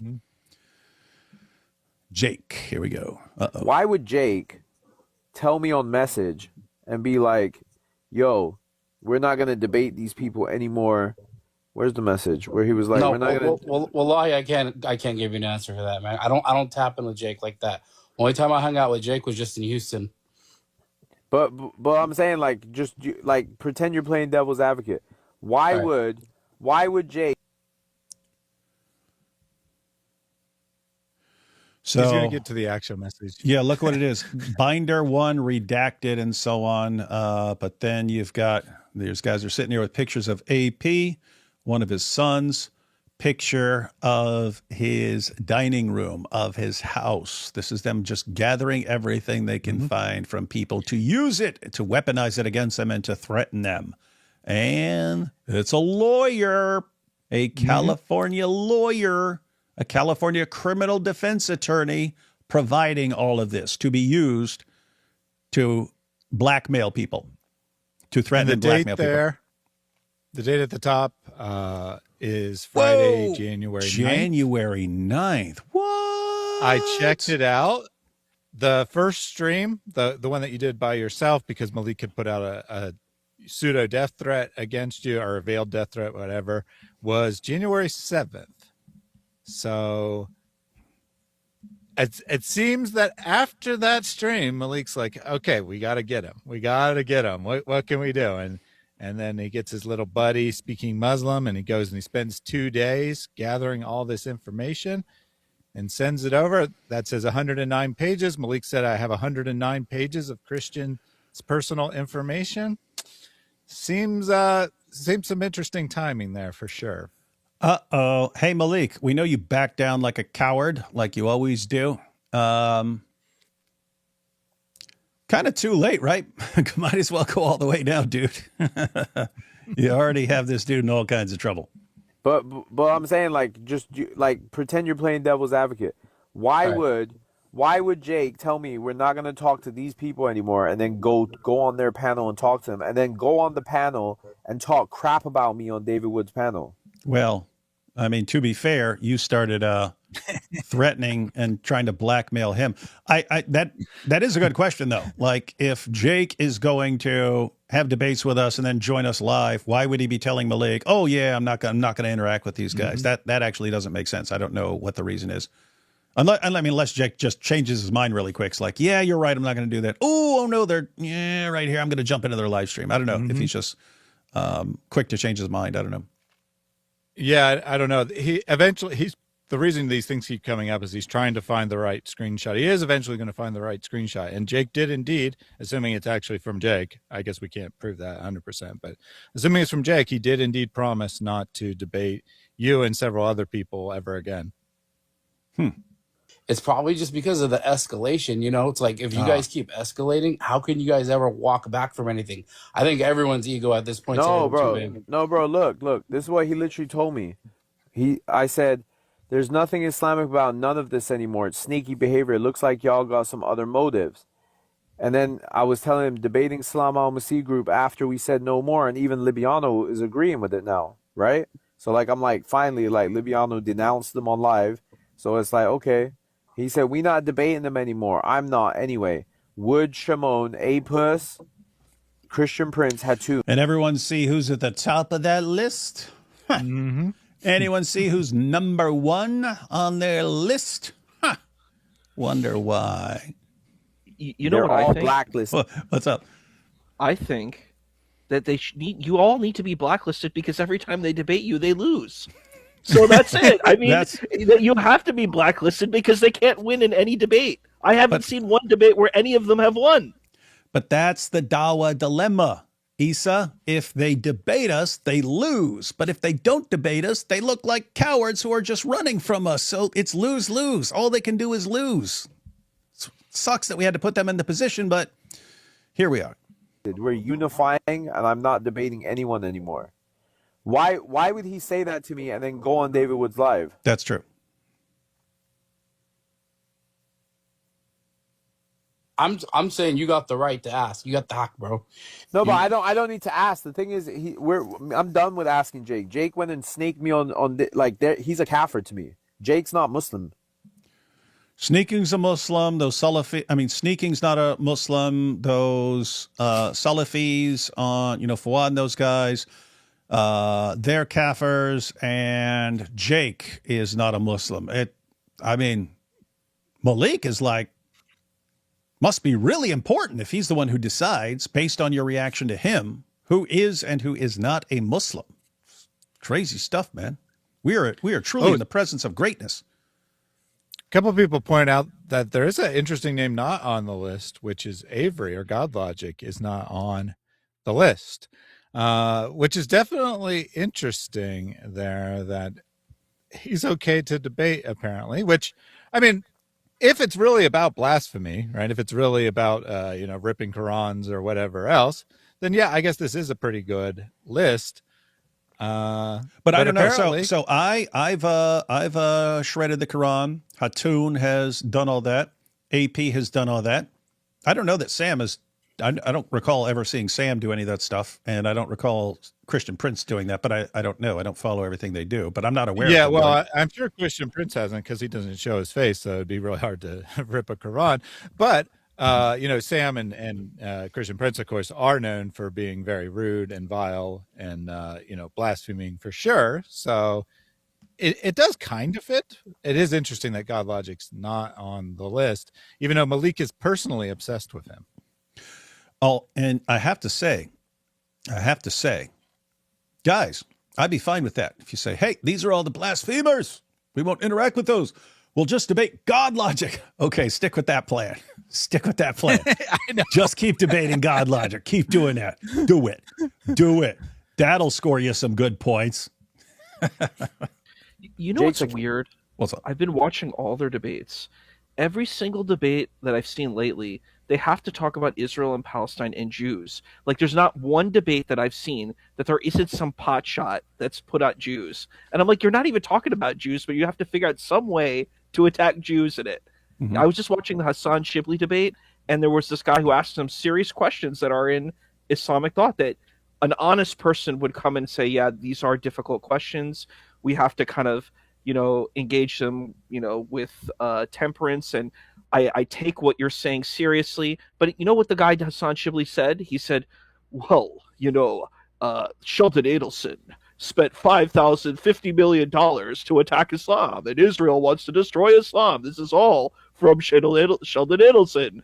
And I was like, that's insane. And they all do it. Not one of them cannot attack Jews in their debates. Like, it's insane. It is insane. But let's see where the rabbit hole goes. Kafir. He's not a Muslim. Bro, these guys are playing on the panel trying to talk about, no, bro. If you go against a Muslim for a Christian, you are a munafiq. And in the hadith, munafiq is Doesn't this guy constantly go after every Muslim on the planet? worse than a kafir. That's it. He's a munafiq. He's not a Muslim anymore. His Islam is stripped. So munafiq, guys, that's a hypocrite. He cannot be Muslim. Under Sharia, he cannot be a Muslim anymore.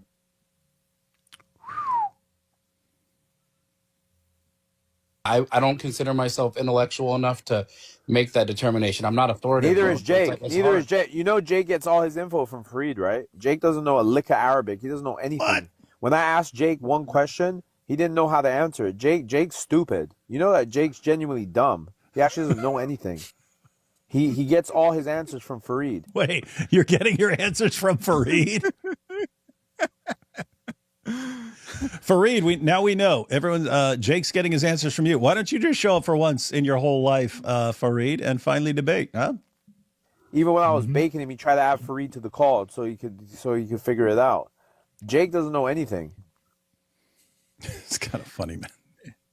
Yeah, and I have no reason to doubt that. I mean, Fareed's never been brought up before. I have no reason to believe that Malik, is friends with Fareed or anything. I think that's probably actually information he knows, that Jake is getting most of his talking points from Fareed. Like, I trust Under Defeat more than Speaking Muslim. Speaking Muslim's an op, bro. All he does is hate. Like, Speaking Muslim is an undercover, bro, and so is Jake. Bro, what has Jake done for the Ummah in the last month? All Jake's done is diss Libiano, diss Uthman, diss even Daniel. Daniel, at least he says the Shahada, right? Diss Daniel, right? And then agree with his positions. And then diss Dean, diss every other Muslim, say everybody's bad, and then go and kiss Wood's ass, kiss Sam Shamoun's ass, kiss all these guys' Logic's butt. For what? I have to say, hey, in defense of Malik on that point, right? So he's saying Jake's an agent, right? He's saying Jake's an agent. Look at what he's been doing. He's been attacking all of these Dawa guys. Interestingly, I recall Malik about a month earlier attacking all the Dawa guys, saying they're all fake, that they're all doing this stuff. But interestingly, who was it who put him up to that? It was Jake. Jake is the one who told Malik that the Warner called him a Mossad agent. And that set Malik. So let me get this straight. Jake, who, according to Malik, is an agent trying to destroy Dawah from within by going after all these guys and calling them all out and talking trash about them, is actually the one who got Malik to snitch on all these guys. Huh. All right. All right. You got a point there, Malik. You got a point. Well, and not only that, half the names on the list of people who Jake is attacking, and Jake is actually attacking them. That wasn't incorrect, but half those people are people that Malik is also attacking. So he's like, you can't attack other Muslims and be a Muslim. And here's an example of some people you attacked. And then he lists people that he himself has attacked. So very strange stuff. I have a question. So he was called a Mossad agent. Mm-hmm. Does he not know that the Mossad agents are protecting Masjid al-Aqsa for the Muslims? Like, does he not know that? Like, that's what the IDF and all these Israeli forces are doing. They actually protect Masjid al-Aqsa for the Muslim people to go into. It blows my mind. Wouldn't you want to be a Mossad agent? They're protecting Masjid al-Aqsa. Pretty weird, wild stuff. Let's see. Oh, wait, Amir. Whoa! He's saying he's going to get him disbarred. What? Huh? Yeah, he's going to say that. So this, I believe, is a conversation. Yeah, that's between Jake this is between Jake and Malik here. This one we've seen this one before. Yeah. Mm-hmm. Yep. Let me ask you this: about do you think speaking Muslim. Yeah. So this is Jake says they're idiots. They think we were debating seriously, and they also think I believe what I said. No, ha ha ha. I was lying to his, saying he was lying to God Logic about being against the doxing. He says, you know that. He says, lol, I know. They're stupid. Sneaking Muslim also told me that legally I shouldn't be associated with serving him the paperwork because it might hurt the case. But let's hear what Malik has to say. His bar card can be taken away for what he does? What? Be honest. I don't want to answer that on the live. I'm too late. No, I can't give an opinion on that. I'm just being honest, bro. And for what it's worth, I have to say, Sneaking seems to think so. That's why he deleted all his stuff. bro, think about it like this. Have some like respect. Think about it, bro. Bro's got kids. Even if you're gonna go that far, that's crazy. Oh yeah, Malik wouldn't put anyone, cause problems for anyone, the whole family and kids and stuff. Not Malik. Yeah, he's really concerned about that. Wait. Hey, bro. Check this out, bro. Hey, Amir, one thing you gotta know about me, bro, is I'm a real savage, bro. I'm savage. I'm a real savage, bro. I'll destroy all of Islam. I will destroy every Quran in the world over myself. Crap, bro, put my phone number up on the screen. I dox everybody, but that's his great crime. He accidentally put my phone number on the screen. Yeah. I think he may or may not have completed it, but it was right where you paused. He said, I don't care. Look at this, bro. Look what he did to me. He put my phone number up on the screen. Now I'm going to destroy his entire life, ruin his kid's life, ruin his wife's life because he put my phone number on the screen. It's always about him, isn't it? Now we have about that wife. Bro, this guy's married, right? This guy's married. Look what this guy's doing in the girl's messages. What you doing? You have a hobby outside of TikTok? Right? His wife's on the app, Amir. You know she be scoping around. School is like work. It's not good luck in school. Like, he's like bothering this girl with 3 things on her thing. Like, bro, you're telling me this is a good guy? Are you going to be a doctor? Well, best of luck. I hope that you're beautiful. Like, and you're telling me, bro, this is somebody like you. I know you know his wife. Oh, yeah. So this is Sneaking Muslim talking to a woman, chatting her up. You are very beautiful, and I'm sure you'll succeed in anything you do. I have to go to work, but have a great night. Blah, blah, blah. I'll follow you. No, I don't move like this. This is different. And what were we saying? And I'm sorry, Malik said that this woman had like 3 people watching or something. I don't know how many she actually had watching, but you see there are no other comments. So this was like some very obscure stream that he just found. Oh, look, some girl is live. I'm going to go flirt with her. Mm-hmm. It's very, very weird behavior. I agree. Totally creepy. Definitely not. You are very beautiful. I'm sure anything you do. I have to go do work. Have a great night. I'll follow you. Smart. He was buying friends. And you know I've been saying that from the very beginning. Right? He's going cool. He's going cool with what's his name? Jake, where he's paying Jake $100 an hour to come on the thing. Right? He literally bought Jake's friendship. His whole friendship with Jake is bought. Right? He's literally going between Christian Muslim. They're literally telling us straight to our face, we're not gonna do this, and then go do it behind our face. Straight munafiqs. These people need to be off the app, bro. They're gonna be done tomorrow. I'm telling you, tomorrow's their last day. Oh, never happened though, didn't it? Because you backed down, little coward. The stuff I have on Jake and speaking, bro, you don't even know the stuff these guys been telling me. Ah, but you backed down, didn't you coward? Mm-hmm.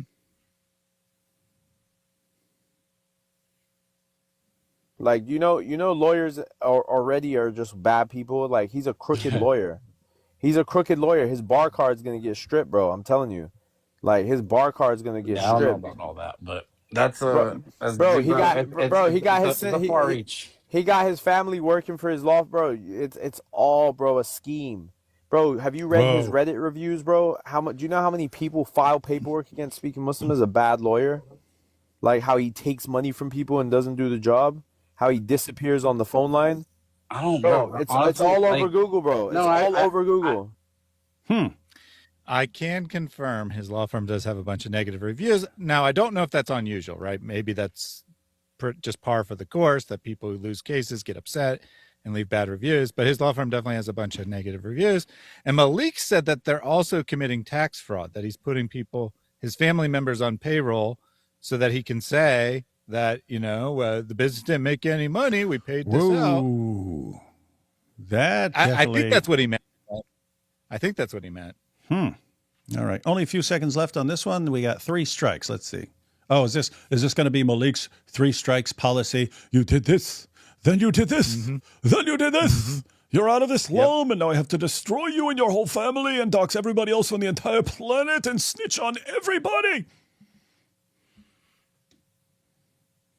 Jake had no reason to go to Logic and do that. Strike 1. He had no reason to go on David Wood's panel. Strike 2. He had no reason to mention my name and diss me on David's panel. Strike 3. Jake, he kind of did have a reason. You started threatening him and so on. And then he responded. Done. But notice what the strike is. Yeah. It's everything against him. Everything against him. He went to God Logic and said he disagrees with me. Then he went on David's stream and said and talked about me. Everything is always about him. Exactly. All right, a few seconds left. To go on David Wood's panel. Strike 2. He had no reason to mention my name and diss me on David's panel. Strike 3. Jake's done. That white cracker, bro, I hope he dies from illness, bro, tomorrow. Like, this guy, bro, is dead to me. May Allah make my dua come true. May he die from his disease tomorrow, bro. This guy is a kafir and a half. Oh, my goodness, man. Mm-hmm. Hoping that he dies from his disease and saying, may Allah make his dua come true. These are your buddies, Issa? They're very interesting figures.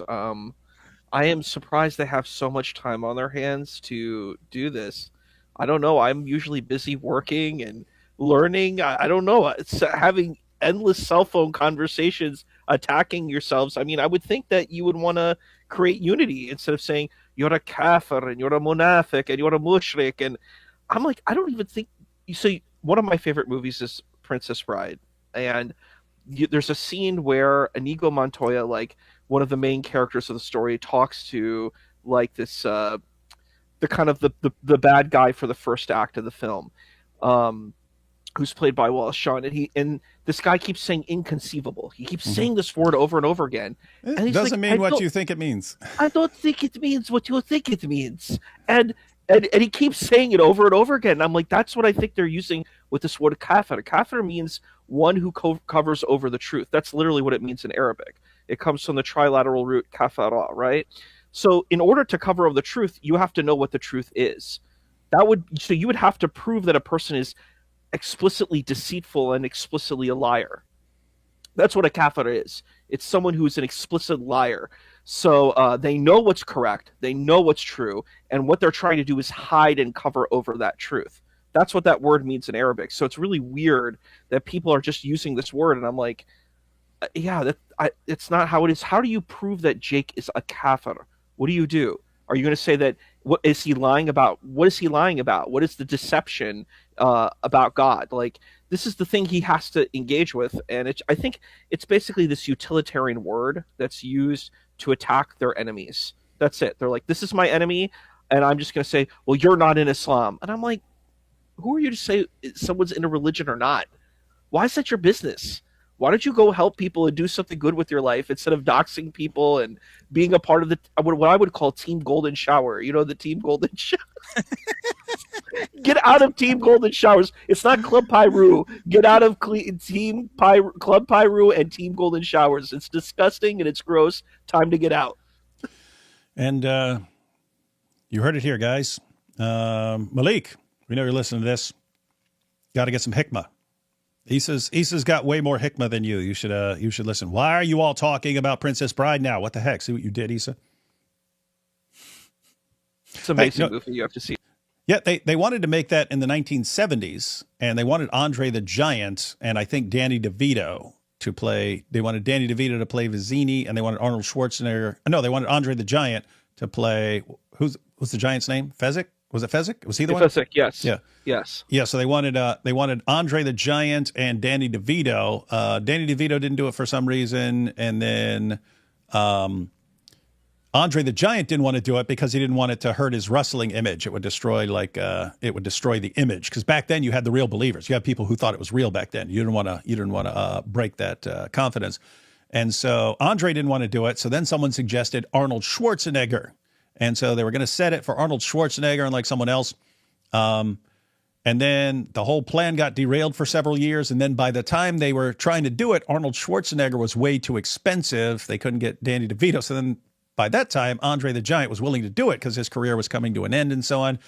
And but Rob Reiner hated the dude who played Vizzini. Couldn't stand him. Thought he wanted Danny DeVito. It was so weird because that dude crushed it. That dude absolutely crushed the part. But, Wallace Shawn, I think it's Wallace Shawn. Yeah, right? yeah. He didn't want him. He wanted Danny DeVito, and he just couldn't stand it. And Wallace Shawn was always mumbling and stuff like this because like the dude Rob Reiner always showed contempt for everything he was doing. And you look at us like, how perfect was he in every way for that part? Anyway, wild stuff. Now, everyone, you're right. Quit freaking talking, everyone, in the chat. We're talking about serious stuff. And you guys are all talking, oh, I thought such a great movie. It's so great. My favorite movie. Anybody want a peanut? No more rhyming. I mean it. Anybody want a peanut? That was funny. All right. All right, so guys, we got one more clip. Let's catch up on these super chats real quick. Malik pursued a doctorate in snitching. That is true. How many views does Malik actually get on streams? I heard he can get a few hundred if he's talking about something. Yeah, so TikTok does it entirely different than YouTube, so it's not directly comparable, but he'll have a typical stream, he might get like a peak of like 50, 60 people. When it's a hot topic, Club Pyru, I'm going to destroy everyone, he can get 300 to 400 peak. And it's like that's all the people like recording because they want to. Yeah, and a lot of these people, and he actually says that. I don't think I clipped it, but in the what may end up being his final stream, we'll see. He says like there's 300 of you in here, but 100 of you are just in here to record it, and that's cool. Whatever. I'm giving you ammo. It's fine. You got a point. Maybe you're not as stupid as we think, Malik. Mike Winger is attacking the abortion industry. Do you think we need to team up with the Muslims and abortion clinics to fight the winglings? No. You may be ripping the Ummah apart, but their prophet was first ripped apart by the Al-Zut. Shall we call you David Al-Zut? You call me Zut, chieftain. David, he just broke up with you. Aren't you sad? Yes, I'm going to be crying a river. I'm going to cry a river. He said, no. Now I can't focus on David any longer. I have to go after the da'wah. Malik has a lisp and is always talking to Chad. Isn't he in violation of Surah Al-Hajrat 49:12? Check that out real quick, Thaddeus. Sure thing. 49:12. See what it says. Malik is going back to having his work stolen by Drake and Eminem. Yeah, they're all stealing his stuff. Isa, does the cumulative evidence of all the problems in Islam, the bad behavior of the Dawah guys, the terrorists, and so on, does it not make you have doubts about your religion? What is wrong with you? Are you insane? What has to happen? Does someone have to whack you in the head because you're not thinking straight? Praying for you. Anyway, that's the comment. Thank you. So 49:12 is the backbiting verse. Oh, you have believed, avoid much assumption. Indeed, some assumption is sin, and do not spy or backbite each other. Would one of you like to eat the flesh of his brother when dead? You would detest it. And fear Allah. Indeed, Allah is accepting of a repentance and merciful. Powerful advice. He was actually called out for backbiting on the Salafi panel that we saw earlier. I didn't clip that part, obviously, but he's like, no, I'm not, because it's true, or something like that. But that's irrelevant in Islam, right? It's whether it's embarrassing to the other party or not is what constitutes backbiting. Yep. But doesn't seem like anyone involved in the conversation over there on TikTok cares even slightly about these kinds of verses. Sneaking Muslim puts in earplugs to become silent. My first thought of sneaking Muslim's name was, so there's non-sneaking Muslims?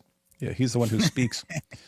How do they have such photos of AP, a rat in the house? No, they just, they search all of social media, and anytime, and then when they find your address, then they look up any pictures from when the house was sold so they can get the entire layout of the house and so on. But yeah, they do creepy stuff like that. So in other words, if like, suppose someone posts a picture and it's just you like in the living room with your kid or something like that and so on, you know, you don't know the back. But then if you get the address and you combine that with pictures from each room in the house and stuff, now you know exactly what's going on. And this is all to be used to threaten and blackmail and dox people. And turns out there was a lawyer doing all of that. Interesting stuff. Bro, according to these guys, who is a Muslim? That's right. For every Muslim you find, I've got millions of Muslims saying that's not a Muslim. Thanks all again. Wow, Islamic baking. What a taste. There's lots of baking. New show, Real Housewives of Dawah. That would be good. What if Malik logged into Sneaking Muslim's account and flirted? No, he wouldn't. I'm sure he would need to.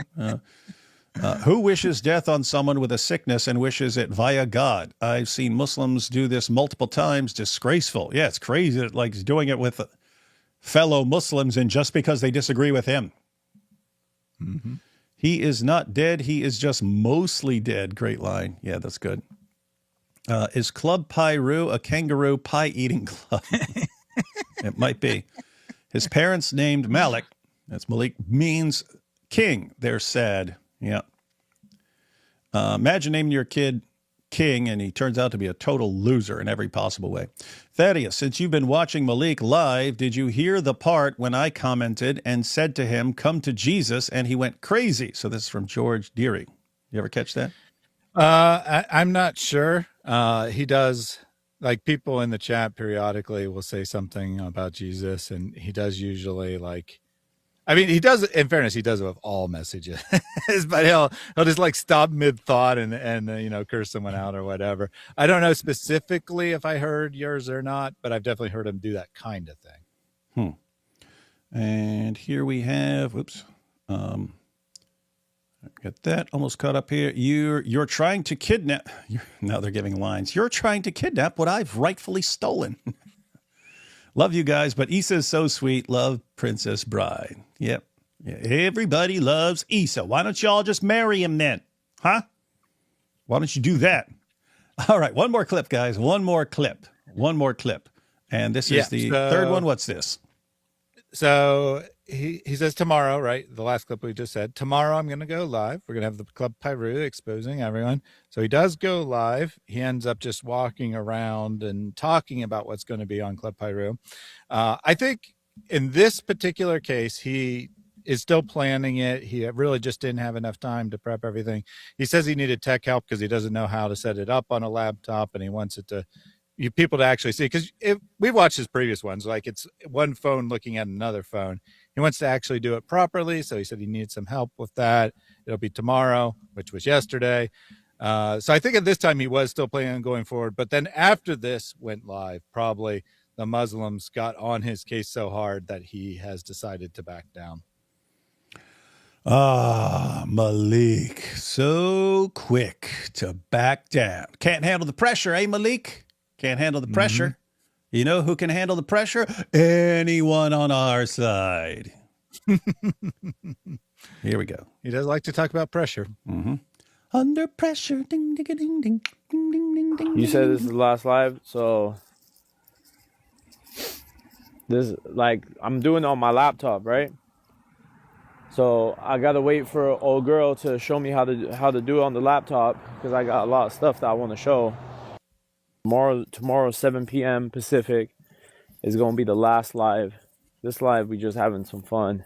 I'm gonna just give some real talk on this live, and then tomorrow is gonna be the finale, Club Paru finale, where we're gonna go over a lot of different stuff. I'm gonna have the laptop out. Good to know that it never happened. Little weakling. So he ends up sharing some of the stuff that he was going to do.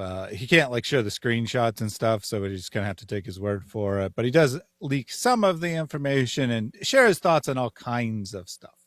All right. Muslims on this app are a type of Islam, type of Muslim, type of people that I would never want to be around. I've seen more honest Jews. To be fair, I can't imagine anyone wanting to be around you, Malik. But I've seen more principled Jews. I've seen more principled Christians. You see him praising Jews? Not surprising if he is, in fact, a Mossad agent. Like the end of all this, ladies and gentlemen, you could see why Jews are so much better than us. This guy's not a Mossad agent, right? Than these people on this app. That's number one. So that's his first thought. Goes live, says that, wait till tomorrow for the real show. Here's my first thought, everyone. The Muslims on this app are the worst people in the world. It's been a good 3 years for me doing this, but this is not a healthy environment for people that actually want to do what they need to do. Oh, is that what you want? Like for me, this was like a transition period. Whoa. In life. He's transitioning?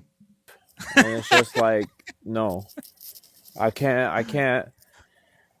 get down with a lot of this stuff that I'm seeing behind the scenes in front of the camera. I can't get down in it. Keep in mind, what he can't get down with is not like, the Warner and Illuminati and banging hoes and all that. Yeah, he can get down with all that. All right. What he can't get down with is people being critical with him and or not listening to him. Like some of them aren't even critical. They just don't listen to his plan because they don't think it's a good plan. Yeah. He can't handle that. Yeah, shame on them.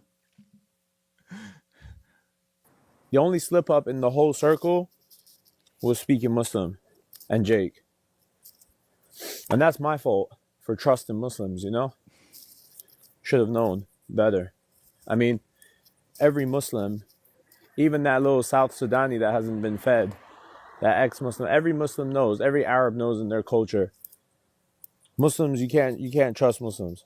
Hey, I just want to say to any YouTube censors who are watching this right now and saying, oh, did people just say something horrible about Muslim?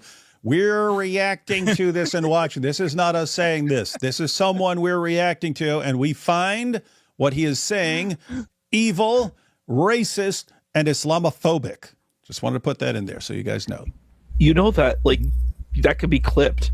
You could have, an intro to, a show, and then you just clip what he just said there. Oh, yeah. I mean... Oh, yeah. I don't know what to say.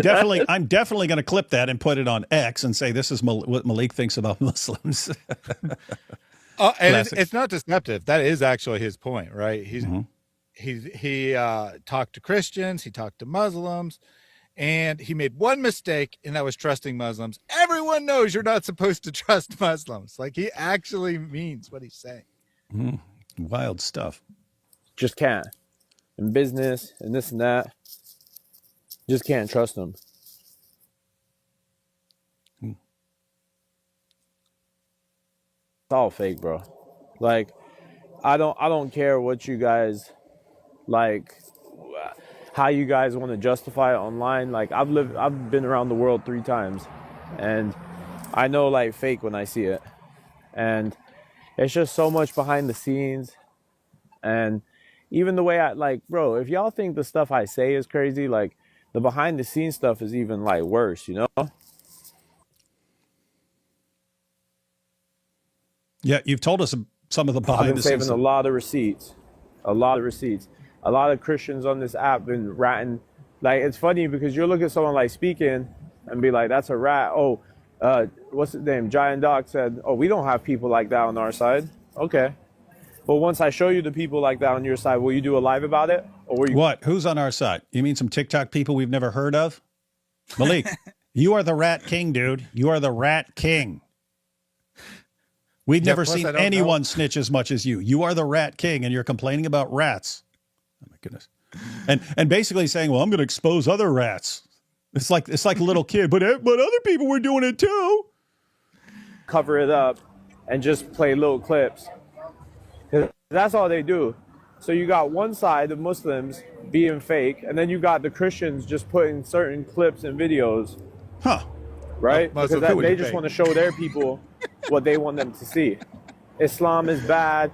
Look, he stole that from his prophet. Look, that came from his prophet. And then you have speaking, justifying all his stuff using a sheikh. Sheikh Shaker said it was okay what I did. Oh yeah, that is interesting. That everything like you're like sneaking Muslim. You're not supposed to do that ever. Oh, but I talked to a sheikh and he said I could do it. Sheikh Shaker said it was good. Here we go. Ramadan is coming, everyone. David got kicked out of his house. Logic got court. IP, we were just about to get IP too. But it's okay. God Logic got a citation to appear in court. Because one of Malik's friends was a complete baby and said, he touched me. I feel like he was assaulted me. I want to file charges, officer. And the officer's like, you sure that's really stupid? But I mean, technically I have to take it since you want to press charges. Well, he also accosted his wife. That was disgusting. I saw the video. They accosted his wife, and they were like, why are women coming out here? And I'm like, why not? This is America. You know, what do you think happens in America? That people are able to walk around? Like, it was so crazy. And they were trying to, like, get up in his wife's face. That's nutty. That's crazy stuff. It's pretty terrible, awful, sick, evil stuff. But it sounds, Thaddeus, it sounds like what he's saying here is all this stuff, me destroying all of Dawah, causing the biggest campaign of Quran desecration the world has ever seen, and then, like, destroying a man's entire career who was my friend, and then me just thinking I can dip out of this. It's all worth it because God Logic has to appear in court for 5 seconds. Not quite. What he's saying is we were making good progress, right? And these guys screwed up the progress. You guys, dude, you're not making any progress. he thinks inconveniencing a Christian makes all this stuff worth it, and he's just a moron. Yeah. So that's what he's trying to say. We're making progress, but they've derailed it. It's not going to work now. You know, he's kind of like feeling sorry for himself, basically. Ramadan's coming. We got to stand down for the sake of Allah. Nah, it's going to be the best Ramadan ever, buddy. Stand down for the sake of Allah. Dude, this is a bad month to be standing down, dude. Just let me tell you. This is going to be a bad month to be standing down. Trust me, you will see. David's going to think 3 times now before ripping up another Quran. You are lucky Issa's here, too. Are you kidding? Where's this guy been? Where's this guy been? Oh, my goodness. I think 3 times now. So yeah, I was anticipating you grabbing a Quran and ripping it up. Then Issa had to come in and ruin Issa's that. Here. So sorry about that. Issa, yeah, Issa, David, that's David why got Issa. sick 3 times. That's why Issa keeps showing up. He's like, uh-oh, this looks like a situation where David's going to be ripping up a Quran. Hey, let me join the stream. Loss. But unfortunately, chat, when it comes to like Jake and speaking, we have to detour. We have to detour, chat. And that's my fault for trusting speaking. All I want is for the world to revolve around me. All Malik wants is a unified front of Muslims not obeying talking him to these blasphemers. And we're struggling just to get that. You're not going to get that. Uthman said, I'm not going to do it anymore. Mohammed Hijab came on the phone and said, I'm not going to talk to these guys anymore. Well, yeah, that's not because they're boycotting us, because they're total cowards. Libiano went on his live, said, I'm not going to talk to these guys anymore. Good luck with that. Itachi, Central, Cora, the medium tier of people, I'm not going to do it anymore. All you other guys, we're not going to do it anymore. But who's in love with the Kafirs? Jake, speaking. Well, I have a question. Did he mention someone's name was Itachi? Something like that. Yeah, Itachi is from like Naruto. That's like from anime. Why are these great Salafis watching anime? Like, I'm not understanding that. Like, isn't that haram? Isn't that shaitan? Why are you looking at anime? I'm about to say they're watching it because they're total dorks, but I feel like that would be an insult towards you because you instantly knew who that was, which means you know the characters, and so I'm just going to let that slide and say it's a great mystery why they would be doing this. I totally hear you. I was just thinking it's so funny that I'm like, you're watching all of the kuffar media. Why are you looking at kuffar media? Mm-hmm. You should be watching only Islamic media with only Islamic characters. Why are you looking at this stuff from the kuffar? I just find it ironic. You know, that blows my mind. Well, one of the girls that Malik has fairly often is called Charlie Chaplin. So she takes a male name from American entertainment of a century ago as her name. Another one is named Chicken Nugget. So, they just got weird names for no. And it's interesting because if you're supposed to be the great patrons, the great heroes of Islam and Arabia, you have to be Arab. You have to have Arab names. I'm just like, I find it really funny that you have anime names, you have names of American culture. It's unbelievable. I'm like, this just blows my mind. And you're just openly showing it that this is what you're doing. All right, so we got the problem. Here we have Great Wise Malik saying what the problem with TikTok on this app is that Speaking Muslim, okay, and Jake, their goal, their plan, if I'm being generous, their plan was they were trying to get involved in my plan, but lying to me about what their plan was. My plan was to eradicate the Christian blasphemers from anything to do with our Muslims. My plan. Right? They went with their plan and not with my plan, but they pretended they were going to go along with my plan, but then they didn't go along with my plan, and now I'll destroy all of Islam to get back at them, and then their feelings will be hurt, and they'll know I'm important. And this is the problem Get with rid of TikTok. David. Yeah, this is the problem with TikTok. Get rid of Logic. Get rid of all these people. Build a truce based on the fact that we are not going to talk to these people anymore. Right? That was my plan. Their plan was get rid of them for Libiano, get rid of them for Uthman, get rid of them for everyone else, right? But leave them to Jake only. Leave them to Jake only, and we'll be the leaders, and we'll be cool with them. We'll tell them, we'll use Malik as like our friendship gateway. Like, hey Chris, I don't rock with Malik. Like, do you notice that all of their brokerage deals are based on rocking with me or not? Like, Chris is willing to lock arms with Speaking if he doesn't talk to me. All these people are willing to lock arms if they don't talk to me. I'm not locking arms with anyone. But and by the way, didn't we all speculate? Info, like, Speaking was giving fake info to me at times. What's up? Didn't we speculate that Jake was behind this whole thing? That the plan was to wipe out the other Dawa guys so that Jake could be in charge? And then Malik just said, "Yeah, that's what their plan was." He has it differently in his mind, but basically that only Jake from now on will be debating it. Now he says that wasn't his plan, and that was Jake going back on him. But it is interesting that we speculated exactly that the idea was that, Malik was going to take out the other Dawa guys and Jake was going to be the top dog. Weird stuff. Here we have fake info. Oh, this is good. This will be your favorite part. Really? Been a lot of favorite parts so far, Thaddeus. Got a pretty high bar. Setting the bar pretty high there. Let's see. Okay, one of. Okay, I mean you're talking like guys who are scheming against us and like their entire careers are over and they're going to be an example for all future generations and so on. And you're saying this is going to be my favorite part? Let's see. By the way, all the info, like Speaking was giving fake info to me at times. By the way, did you guys know that? There were times where I caught Speaking giving me fake info. Just an example of fake info that I knew was wrong, but this man had me trust him. Okay? This is before tomorrow, by the way. I'm going to present it tomorrow as well. Look.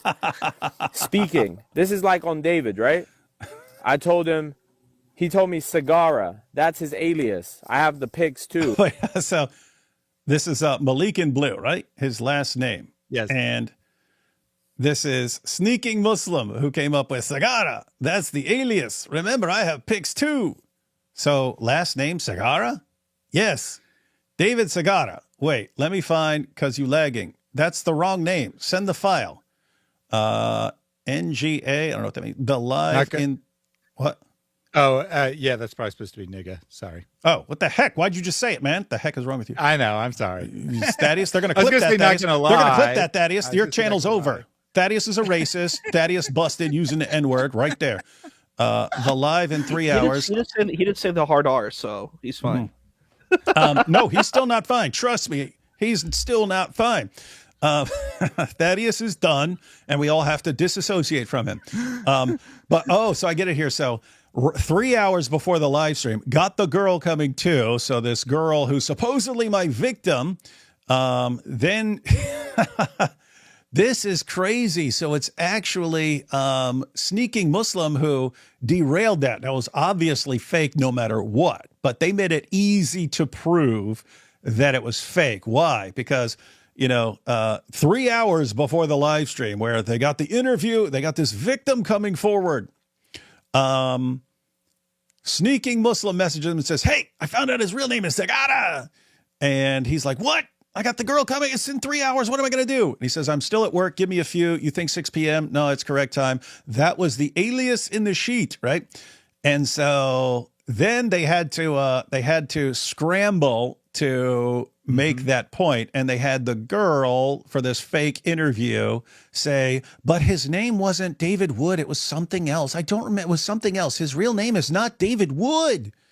And then they go live the next day. So this is beforehand. So he did know, because he's saying, "What? I didn't even find out till later that his name was Sagara. So I couldn't have told her to say that." We got the receipt. Wait, did he just post the receipts himself? Yes. He just posted the proof that he knew that this was all part of the plan before the interview, you giant moron. They always do this. They're so desperate to get at someone, they can destroy themselves at the same time. Dude, hey, Malik. You know what you did was illegal, and you know that you literally handed us all the proof of this whole scam. You've posted it because you're mad at someone. What an idiot, man. And I think they're going to use the name. I think they're going to use the name in the live. Malik doesn't actually believe this, and he's going to show a second screenshot to show that he never actually believed it. And so that's why he said to just say that wasn't his name, right? His name was not Wood.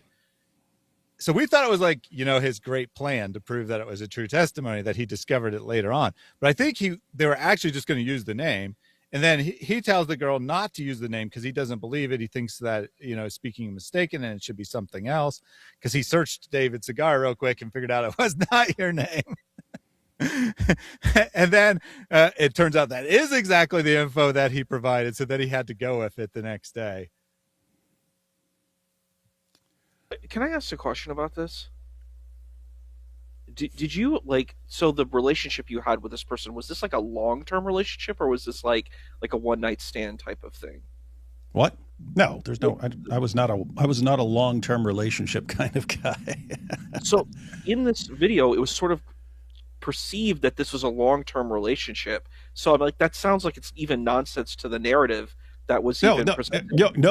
Like everything was wrong. They were wrong on the year. They couldn't even get the year right. They were wrong on. She said I pursued her for months. I've never pursued anyone in my life for months, like ever. She said I was an alcoholic back then. I was total after the age of 14. So I used to drink and smoke weed and stuff. I mean, starting at like 6. 6 for both. Started at 6 for both. Alcohol and weed. Well, I would turn 14. Like I was like 13. I tried to make myself an alcoholic just because I thought it would be cool. I couldn't do it. My tolerance would go up too quickly. But age 14, that's when my like delusions were kicking in more, and I concluded that I was like the ultimate human being, and like I had a perfect brain, and that I should not pollute it with anyone. And that sort of combined with I had a.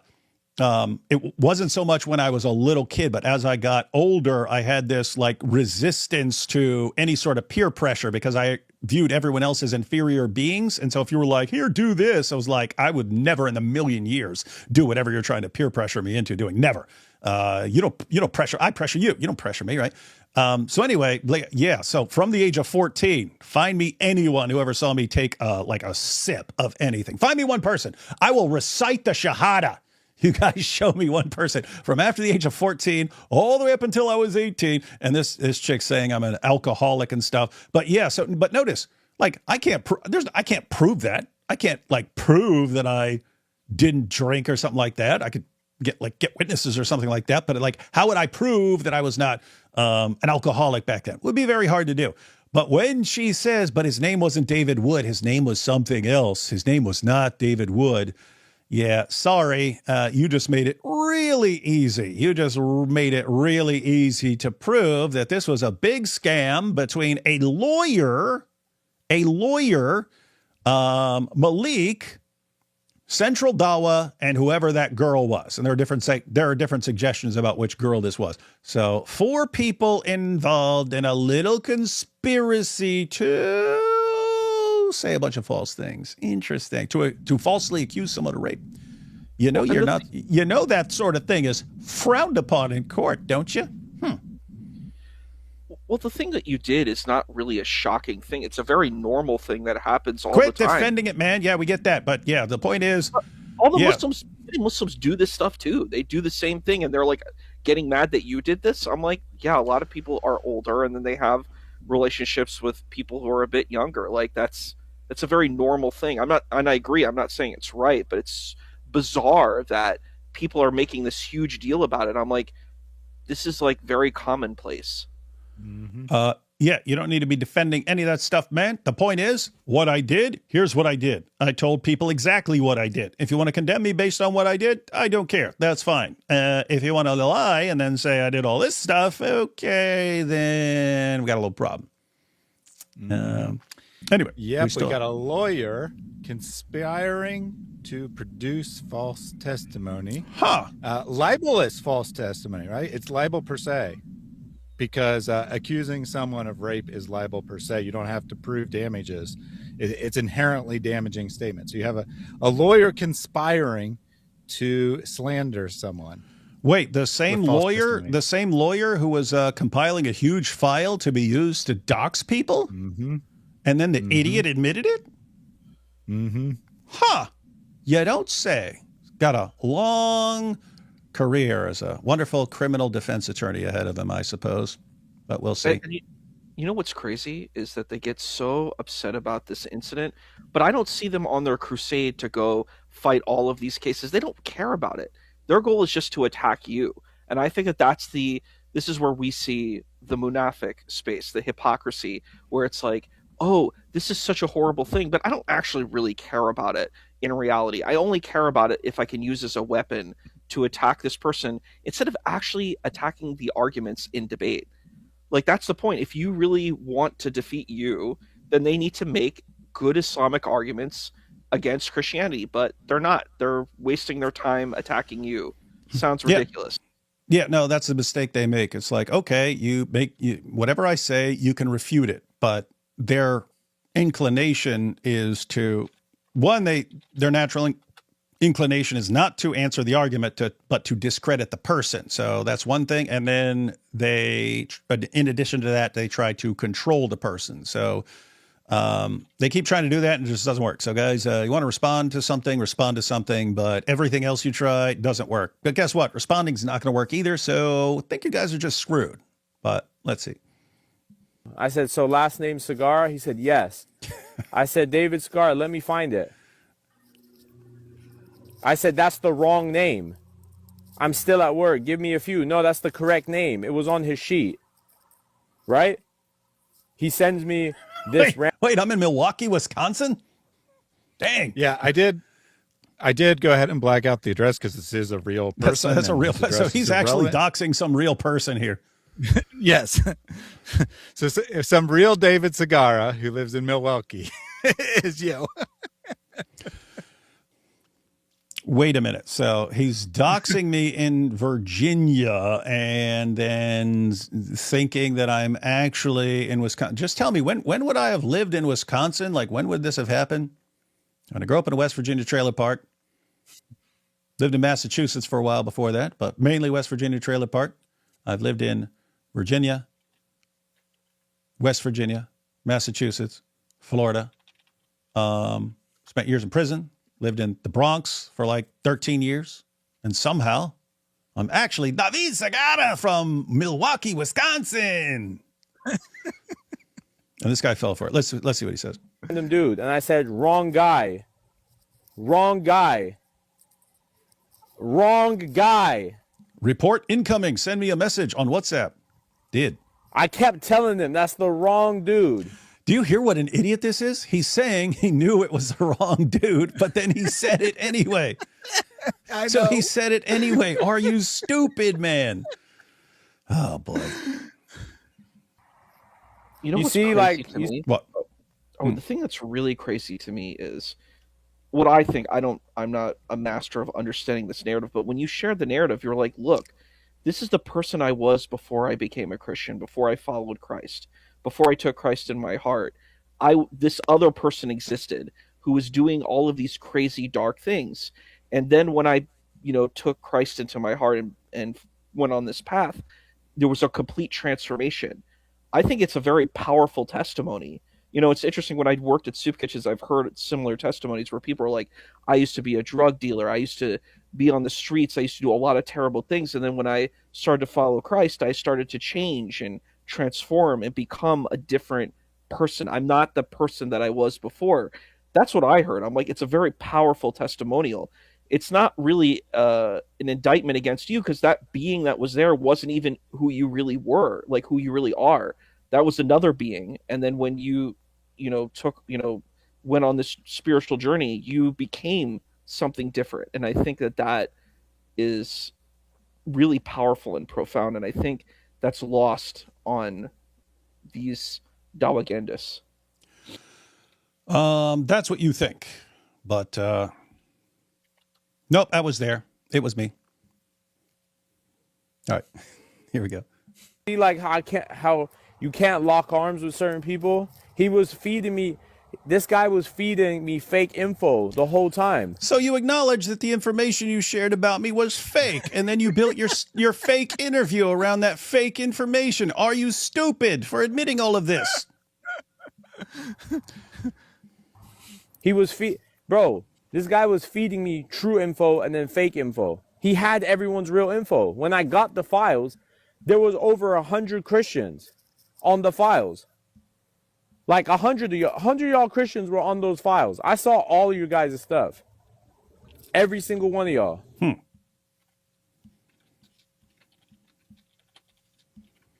Jake presented himself like, well, look, Libiano and Warner don't.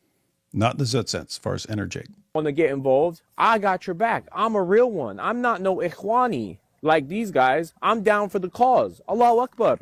Allahu Akbar. You know? This is why, chat, you can't even trust your own people. This is why. So if you guys want to know from me, the person that's been putting his time into running this stuff, right? These guys, Jake and Speaking, you can't trust them from a bag of paint. They don't care. And I'm going to show you how they don't care about the Ummah. They don't. Them two, and the third one is Aki X. The Aki X is another one who's on the payroll of Speaking who does not care. He doesn't. These people don't care, bro, about the Ummah. They don't. They think all you guys in the chat are stupid. No, they got a point. Me, I think you guys in the chat are dumb, but I genuinely feel that some of you just get fed the wrong info. They think you guys are stupid. No, I think you guys are dumb, but you just get fed the wrong information. You don't know any better because you're stupid. Oh, my goodness. This guy's hilarious, man. Here we got the problem. The problem is you guys in the chat. And I've been trying to nicely tell you guys that you guys are all stupid, right? But I don't know how to say it without actually offending you guys and actually letting you guys be like, hey, this guy is just coming at me. No, most of you in here are dumb. This is when I like Malik, man. Malik, when you say stuff, these are. I was just say, I told you these aren't nearly as painful as the usual ones. No, this is good stuff, man. This is good, powerful stuff, man. All right, here we go. And then we have these super Salafis, this Liban, and these guys, Fuad. These guys are jokes too. These guys know nothing as well. They're kids trying to operate. They don't know, any pressure, these guys fall for it. They fall under it. True. This app is a total joke. Mm-hmm. Honestly, you Muslims on this app are a total joke. I met Muslims in real life. Like, I know the Muslims out here, they're nothing like this app.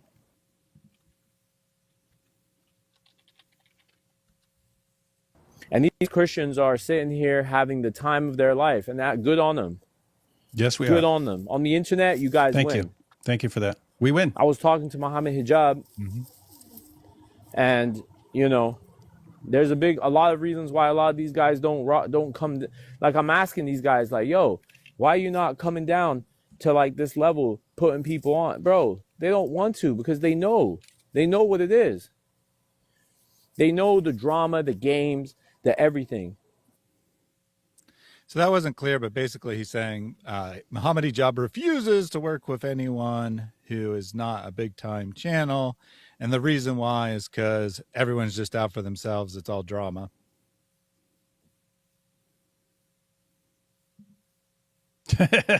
Need to unite. I saw this clip somewhere. This is funny. Rear-ended. This is rear-ended, guys. If this is what I'm thinking of, this is awesome. You yeah, ready? sorry, Issa. This one's unavoidable for Zoot jokes. Sorry. Yeah. And I have Thaddeus. It's okay, we'll survive. I have to say, in spite of your false claims, Thaddeus, this may be my favorite clip. Let's see. And I'm not the guy. I thought I was the guy, but I'm not the guy. True. I'm not the guy, chat. That's right. I thought I was the guy. To put it together, I'm not the guy. True. You suck. Because in the process of doing this, I've been rear-ended by so many Muslims that it's Hold not up. even.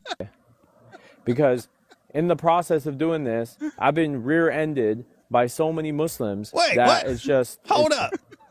Because in the process of doing this, I've been rear-ended. You've been rear-ended by so many Muslims. by Muslims? That it's just like the Warner.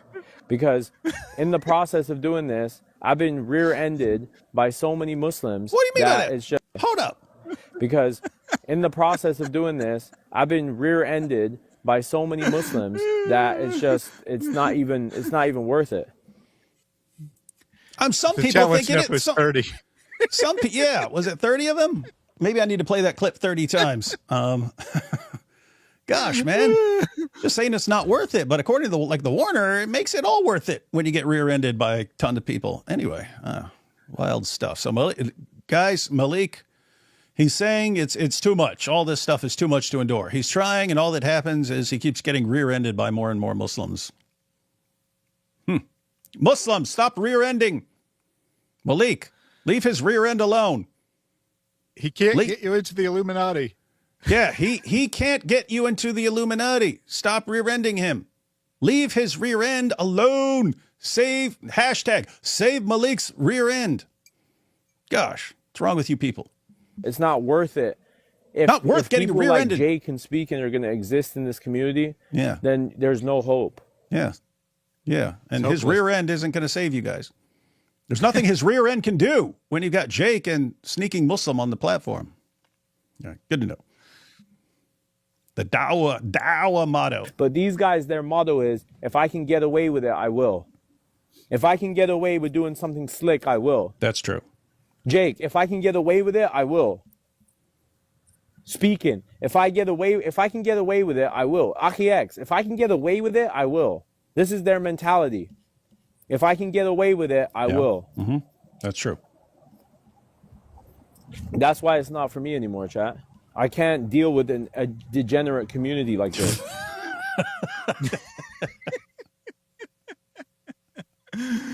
I got places to be, bro. I could sit here on this app and help you guys, or I could go to Qatar and Dubai and to Saudi Arabia, bro. Which one do you think I'm gonna choose? I mean, I would stay with you guys, but I'm not gonna waste my time with a bunch of people that Jake wants to go over there, and now we have arguments about, oh, can we sit with blasphemers or not? I'm not gonna waste my time. I'd rather go travel the world, see the food, the culture, the world, the everything. Why the heck am I gonna waste time with you? With you guys that don't want to help, that come in one live, do one thing, go in another live and do another. I'm not going to waste my time with that. I'm going to go travel the world and y'all can kiss my, you know what? Your rear end? Because I thought you were leaning towards, like, stay away from your rear end for once. Anyway, what Jake wants. What does Jake want? Real quick. So I only put it in there once, but that was the most common theme throughout the show is, hey, I can go travel and do all this cool stuff, which I think he actually can. I don't think he's just lying. I think he does actually have, money to do whatever he wants.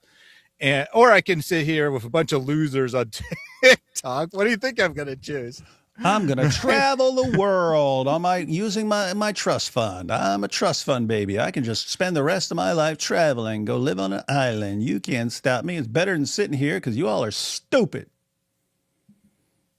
Wild stuff. Here we go. Let me explain something about Jake real quick. Hey. If this guy's Club Pyru and they're Bloods, what's he doing dressing like a Crip, man? Are you cripping out there, man? Make up your mind. Not supposed to be dressing up in blue, man. Jake had an opportunity to do his debate review with Itachi, Central, Cora, and TMA on his YouTube. How many views do you guys think that would have got? Yes, in the chat. 3. If they did a debate review on Logic, Jake, TMA, Itachi, Cora, how many views would that have got? 3 to 5. Right? Whatever. Let's say like 500 to 1,000, right? 3 to 5. 500 to 1,000. They would have went live. Maybe 7. And they would have spoke about the debate review. They would have had a debate review party. It would have been fun. It would have been, serious, fun at the same time. They could have explained their view. Absolutely had boring. a chit chat and whatever. Yep. I set all that up for Jake to do. I set the whole situation up for Jake. Jake didn't want to do that. He didn't want to collaborate with Muslims from within. He wanted to go chase Kafirs some more. Uh-huh. He wanted to go chase Kafirs more. Well, we're more important to him. Can you blame him? He didn't want to come and collaborate with Muslims and get 1,000 views and do something beneficial. And he could have. Well, you said they're all evil and stupid. So talked about the same thing. Built a crew. He's the oldest of them. He would have been good to nurture his own people. But what did he want to do instead? He wanted to chase Chris around. He wanted to chase David around. Smart. Because he's not here for the Ummah. He's here for himself. Unlike you. It's true. So now he's going to relive the highlight of his career. Highlight of his career. Logic's panel and did that debate. All the Muslims ended up muted. I made Logic thousands of dollars, and they were blaspheming like crazy, and we got kicked out. And when we got outside, I was found there by Muslims who wanted to take other Muslims down. Because that's the motto here. You go to a Christian live, you make the money, you get blasphemed, you leave, and then waiting for you outside the club are a bunch of Muslims with baseball bats ready to dump on you. You're making Dawah sound awfully appealing there, buddy. I'm like, wow. Yeah, well, that was certainly his experience, right? Because he was called Dr. Shirk after trying to debate God logic by all the Muslims.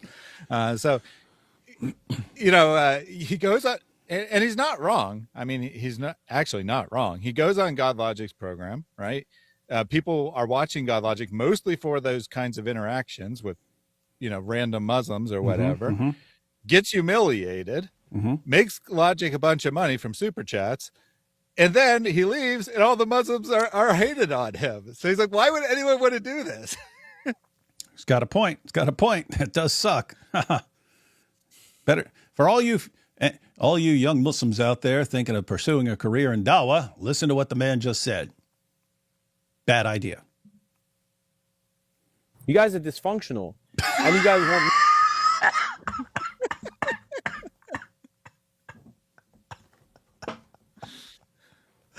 Malik calling people dysfunctional. I mean, he's right, but oh my goodness. Need to waste my time trying to help you guys go into war with these people. I don't mind going to war. Yeah. Logic and David, they're easy pie to me. Look, they got followers. They're more difficult in terms of like public appeal will take a while, but Christians were already turning on David. When? Christians were turning on David. You're going to see tomorrow. Christians were turning on David. Where? Even GL, Life, the literal media team for Logic. He just said God, Logic, and Life? Guys, this video ends. I've set up a redirect to the video I recorded earlier today with Life. And tomorrow, I'm on with God Logic on his live stream. They're turning against him. Keep in mind, I didn't even know that was coming. But this live stream is already set up to redirect to the premiere of my discussion with Life, where we discussed Quran desecration. Interesting. He wanted to have a big discussion about it. So that's this live stream. When we were out, it redirects to Life's video. Literally tomorrow, I'm on with God Logic on his channel, and he's sitting here. Christians are. Sitting there. Christians are turning against him. I'm like, who? Like what? Who? Like Naomi? I'd never heard of her before. Naomi? Who? Who else is there?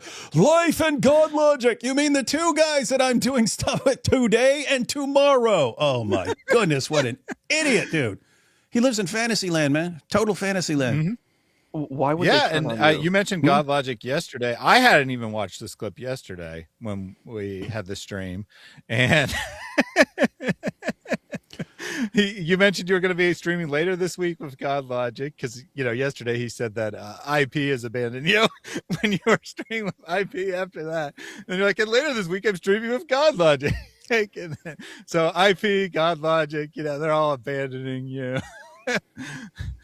That is too funny. Although I didn't include it. He did actually mention Naomi. He said, "Oh, okay." I had a show with Naomi coming up, but I had to cancel it because I got to go after the Dawah guys." Which, I don't know if she was actually going to go on a show with her. I don't want to throw her under the bus, but he does know. He is aware, right? He is aware of Naomi. So that's his evidence. All right, he's got that.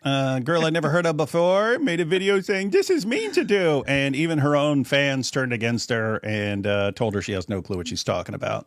And the defense of Naomi from people is not, she's right. It's, okay, she's young and she doesn't know what she's talking about. Give her a pass on this one.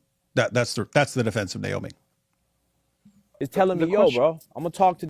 What's up? Oh, I'm sorry. I had a quick question. I'm like, who's turning on you exactly? Like Naomi. So that's one person, and I'm like, yeah. The point is, it's like, do these people not know what like Christianity is? Like they don't.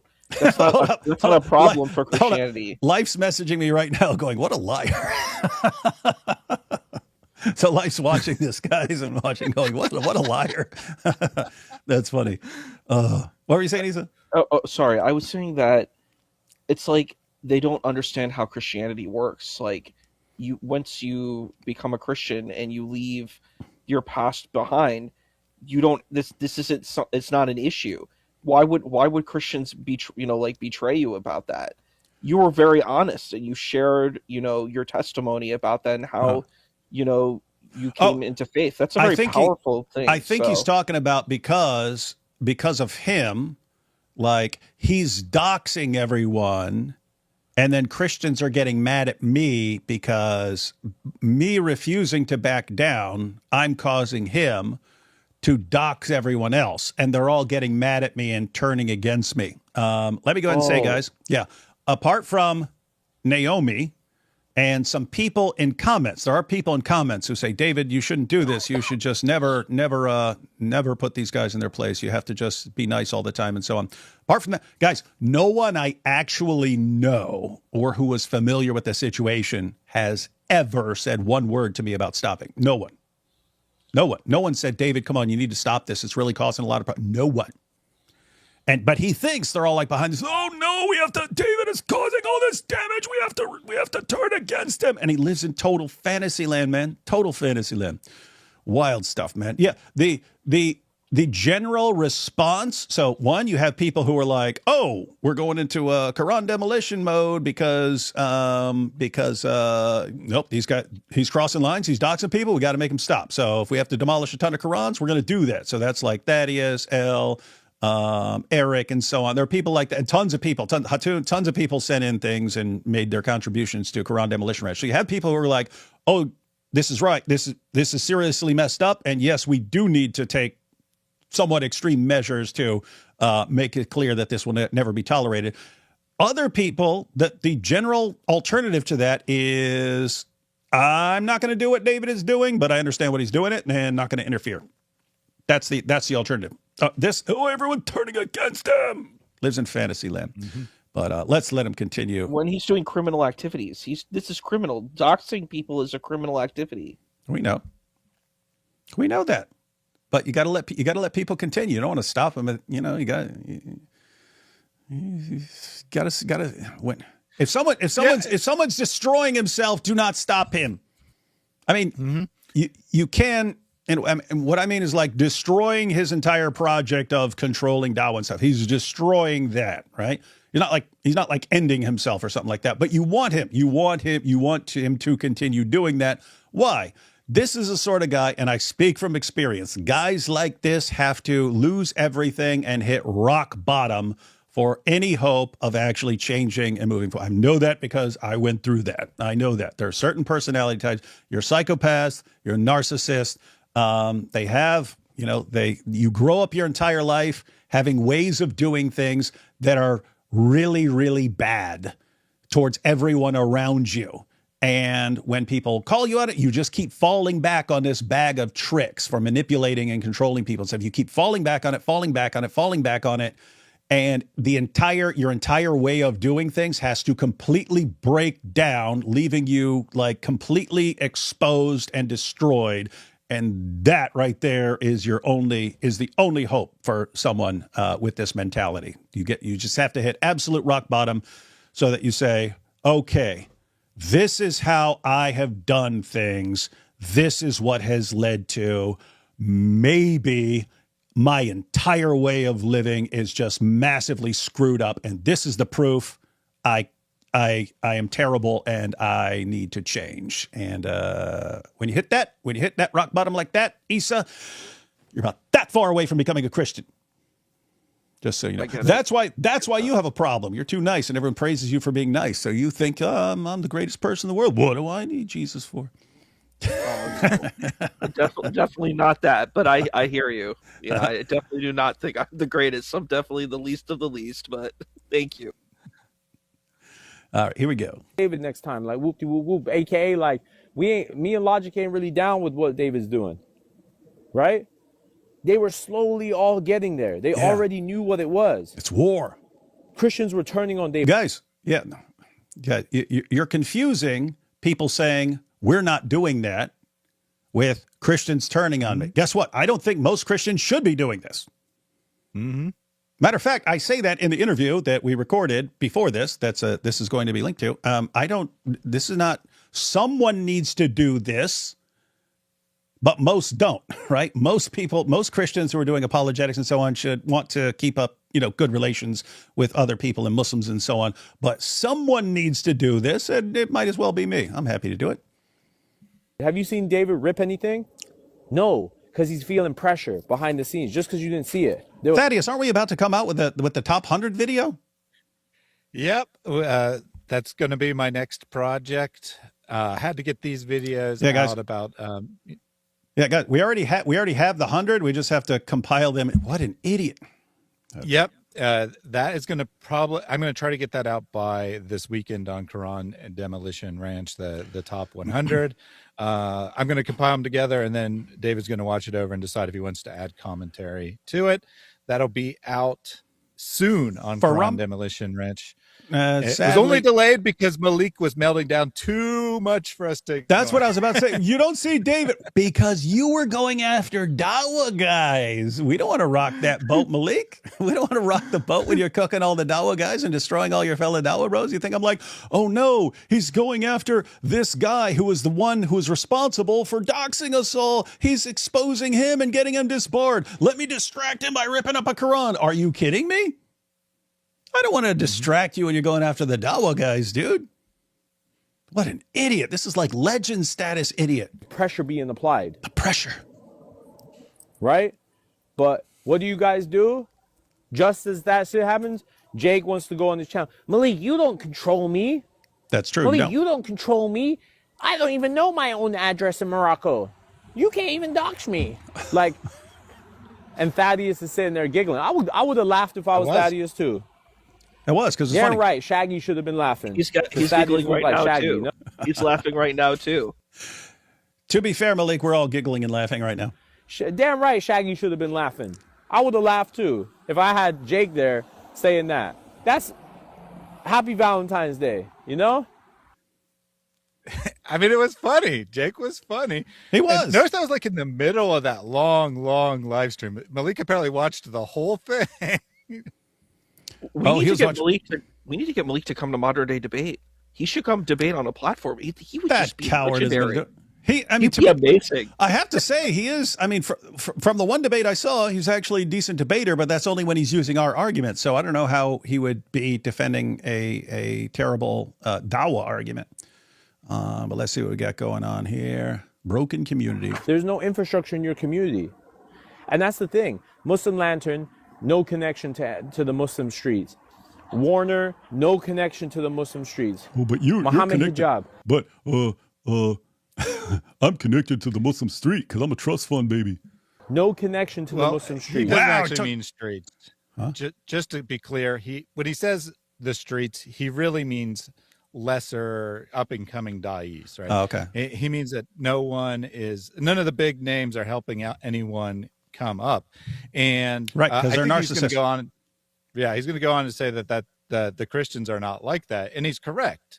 David goes on people's programs all the time that he gets absolutely no benefit out of, right? Only they benefit from it.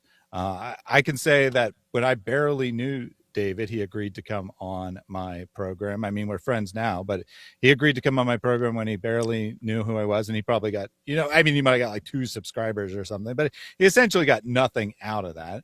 And I see him do it all the time. He's going to say that God Logic does it all the time. And he's right. Christians help each other out. Muslim da'is do not. He's got a good point. Fair point. But you know another top guy I've seen too? I have not seen, looking into the Christian debate sphere, that there's this constant slinging of heresy. And I've seen a lot of you like unify like Protestants, Catholics, Orthodox. You seem to all kind of be united together. But like in this, you hear, oh, he's a kafir, he's a munafiq, he's a mushrik, and you like what you're told is that Muslims are supposed to be really united as an ummah. But you see, like in the debate sphere, it's this very extremist Salafi, like Wahhabist narrative that's utilized, and it's really just condemning anyone who steps outside of the box. Your information will be told, you'll be, removed from the community. Like I saw the Jake Daniel separation, and it was horrendous. What was it about? Some tiny legislative thing? This is what the argument was, that this split apart was some kind of doctrinal thing on like istighatha and tawassul, like can you have an intermediary? That was what it was about, some kind of legalistic thing like that. And I've seen within the Christian community that you appear to be a lot more united, and you're like, yeah, of course there might be some slight differences that we have, but you're like, we're together, we're a community. And I think that's powerful. I think that's where you are going to win. You win in just, how your fellowship works. That's at least what I'm seeing. Yeah. It's wild. It's wild. It's when we have to disassociate from Daniel. It's not, because he said you can have sex with a 4-year-old girl or something like that. It's, you were wrong about this thing. Lovely. All right, back to Malik here. All have connections down low. Logic goes to Darren. Darren has that brother Maverick, Bear, Albie, even all the way down to like Ken the apologist. Logic will go on Ken the apologist live because he's doing a good little skididdle, right? We don't have that. Libiano ain't showing up to know this guy's live, and Central ain't showing up here and there, and Itachi ain't showing up here and there. Well, if you pay him, then just pay him. Mm-hmm. They'll come if you pay them. That's what he says. Islam, right? So he knows the whole Christian infrastructure, as he calls it. I actually don't even know who all those people here. I didn't know. I knew who God Logic was, but yeah. But he's saying God Logic goes on, this guy who's fairly large on TikTok, but not as massive as God Logic, obviously. And then he goes on, and because that guy's connected to these even more minor people, he goes on these people who have very small programs, and they're all helping each other out like that. They're all bringing each other up. And here in the Muslim community, we're just ripping each other down. We're just saying everyone's a kafir. The irony, though, is, of course, he does the exact same thing. The most loving community ever. But what do we preach online? Jihad, kafir, fasik. Did he just call everyone a kafir? Oh my God. We down people. I know. We down people. That's what you do for all day. Any mistake, you just called all your fans morons. Shortcoming they go through. Malik listen to music, fasik. This guy does this, fasik. This Warner does that, fasik. Muqtadeh, Sheikh Uthman praises this scholar. He's out of here. Like what?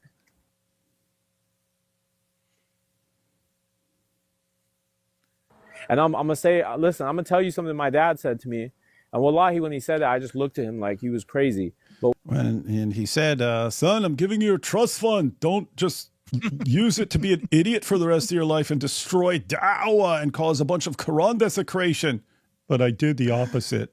Wallahi, it's true. Bro, the best sheikhs that you be knowing out here, they live their life so pious. When they pass away, you find out they were raping little girls. They were raping little girls. That's true. And doing all this weird stuff. Your dad seems much wiser than you do. Out here. Wallahi, when he told me that, I'm like, you're tripping. But then I started seeing it. You guys don't know the stuff that happens in our communities. Gosh, I'm getting 50 clips that need to be shared on X from this guy, man. You got these 7-year-old Pakistani girls growing up, getting touched by their husband, having crying.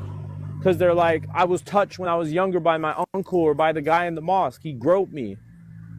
This, and that. I'm just being honest. We got all of these issues on the inside. It happens. Fair point. It's taboo to talk about, but it happens. Keep talking. He did go on for a little bit longer. The chat kind of calls him out and says, you shouldn't be saying this. And he's like, what do you mean I shouldn't be saying this? They shouldn't be doing it. Yeah. Good point. No, fair point. They shouldn't be doing it, right? I agree. The problem is that no one will talk about it. And he's right about this, right? He's totally right. Actually right. He's totally right sometimes. There's Gulzar Pir. I don't know if you know about him from Kashmir, but what he did was he was a Quran teacher, and what happened was he would have a lot of female students, and he did, horrible things to these students, and then he went to jail and he got out. It was insane. People who do these horrendous things have to be caught. It's a terrible thing. Why would you allow this to happen in your community? And then you're complaining about Catholic priests, and I'm like, what about your own community? Aren't you going to deal with these types of situations? And you go and you say, I saw that debate with Daniel Haqiqatju and Andrew Wilson, and he's like, look, Andrew Wilson is so liberal and progressive, and the liberal world is so terrible. And then Andrew Wilson's like, look at Pakistan. And Pakistan is in a horrible dire strait, horrible dire straits. Pretty and bad. and it's just like the arrogance and the ignorance and just chest thumping. I'm like, you should have shame. Where is your shame? That's what I would say. That's a good point. So we have it here from Malik and Isa, two Muslims, that sheikhs are really, really evil. There we go. That reminded me, Isa reminded me that the other thing that the chat says is, well, but what about the Christian priests or whatever? And Malik's like, yeah, other people do it too, but that's for them to clean up their own community. We need to clean up our community, not worry about trying to clean up their community. That's true. Right. I agree 100%. Speaking, guys, got off the app. He deleted his account again because he got caught by the Christians. Because, listen, Giant Doc, Logic, David, they know what it is with me. Everything is face to face. When I come for you, it's your Christian people that came to me with info. When I come face to and face, David got to move house, that's because it is what it is with me. You mean when you convince people to give me over $100,000? Yeah. Oh man. Yeah. That's so. Oh, please, no more, Malik. Please, no more. Please don't do that again. Then they might send me more money. Oh my goodness, man. Here, keep putting penal codes in the chat like your lawyers, Christians. You ain't gonna do nothing. You can't do nothing to me. I'm literally gonna tell you my moves and where I'm at. Meet me at LAX. Meet me at LAX in 4 days when I'm taking a flight to Qatar, right? And when I'm around the Middle East, right? And when I get back into New York, or when I get into Canada, or when I get back into LA, wherever I go, have the cuffs ready. If you're a big man, right? But we'll see who's in cuffs first. Is it gonna? Why would we want to stop you, man? Be him, or is it gonna be Logic? Guys, if you want to get me locked up so I stop like completely destroying dawah from within, oh my goodness, you want me to stop destroying all the dawah guys and exposing all the evils behind the scenes? Oh my goodness, then just do it. Or is it going to be David? So what's funny here is he says, I'm going to tell you my exact plan so you can show up and you can be tough in person or whatever. He says he'd be at LAX in 4 days. He doesn't tell you where precisely, because I mean, LAX is a massive, massive airport. It's pretty big. It's also not a very good place to try to meet someone if you're not trying to get on. Yeah, just want to. What you're going to be? Yeah, where is someone supposed to stand in LAX to find you, dude? What an idiot! And it doesn't give a time, so you got to stand. You got to find him somewhere in that airport over a 24-hour period. David's sitting at his desk going like this with his hands, like he's going like this with his hands, like this, like the shit Warner be trying to do. And he'd be sitting there like, yeah, y'all going down. Y'all going to destroy yourself. Apostasy rates are going up. Yep. And he's like predicting everything ahead because he sees it. True. Prophet D. Wood got more right than Muhammad ever did. Chat, these guys don't compete in good deeds. The guys that you follow as your top debaters, they don't compete in good deeds. They compete in who can debate a kafir better. So Libiano wants to go get IP, an obvious blasphemer, an obvious like dog. But Jake wants to go get David and Logic and all these people, right? Dean wants to break boycotts and challenge everybody on Twitter. He'll debate anybody, blasphemy or not. Dean's there. Leafy, same thing. Blasphemy or not, I'm there.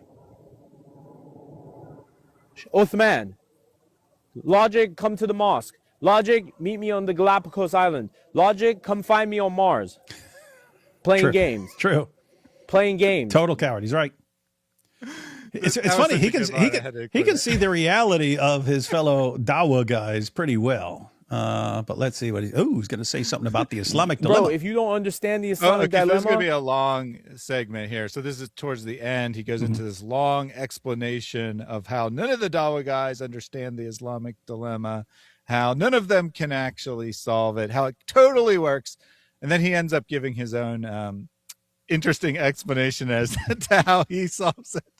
But before you get to that, that last section there, what he said at the beginning was actually very important. He said they don't compete in good deeds, they do this instead. But the Quran explicitly commands Muslims to compete first and foremost in their good deeds. And he's saying none of the Dawa guys care about that. All they care about is being the better debater or getting that soundbite that humiliates a Christian or whatever. Enough to debate it, then don't debate it. You know why, chat? People don't understand the Islamic dilemma? Because most people don't even have a position on whether the Torah and the Injil, is this the right one? Is this the wrong one? Is this the one in historically? Is this the one not historically? We don't know. This guy says that. This guy doesn't. That's why y'all don't want to debate it, because y'all don't want to piss people off. Oh, if I say that this Torah is a made-up one, people are going to come at me. Oh, no, if I say this is the same Torah, well, people are going to bring me verses where's the book of Jashar? How could this be the Torah? Because the truth is, chat, the truth of the matter is, y'all don't actually know. Y'all don't actually have a clue. Because the early Muslims didn't really know either. Let's be honest. The early Muslims did not know what Torah and Injil they had there. All they knew was that the Quran, whatever agreed with the Quran, they went with, and whatever didn't, they didn't. Let's be real. The early attitude towards the Torah and Injil was not, this is the book from God, or this is a fake book that's not from God. It was literally whatever agrees with the prophet of God, we go with.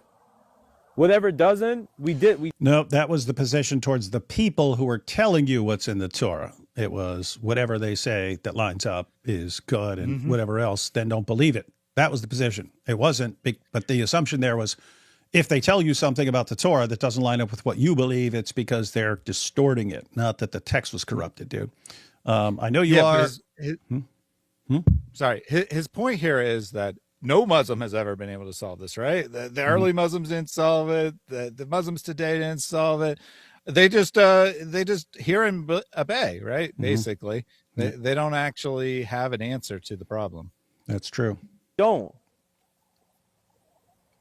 Right? That's what it was.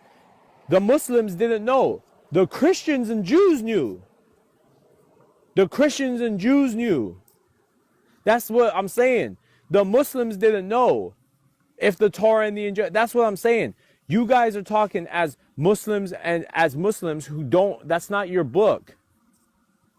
Christians and Jews knew. Christians and Jews knew that he was a prophet from their book.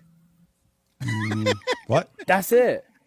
That's not conceding the Islamic dilemma. There's no. You guys are funny. You guys are funny. So his chat's calling him out. Yeah. They saying you conceded the dilemma. Islamic dilemma, bro. The reason why there's such thing as a dilemma is because you guys don't know what the Torah and the Injil says, because half of y'all ain't read it. Do you know this? That the only people that are good at the Islamic dilemma are people who have actually read the Torah and the Injil? The problem is with the Islamic dilemma that you guys let this argument run for so long is that most of y'all don't. The Islamic dilemma isn't for y'all. It's for them. That's the dilemma for a Christian. No, it's your book that puts you in this dilemma. It has nothing to do with us. Right? If some fake prophet comes along and says, I affirm the inspiration and the preservation and the authority of your book, but I contradict your book on all sorts of doctrines, that's an issue for the book or for the guy saying it? I mean, he is going to kind of say that Christians can't accept Islam because they think that it contradicts Islam. He actually has hinted at it. What his solution is going to be is that the Bible doesn't actually contradict the Quran. That's actually his serious solution.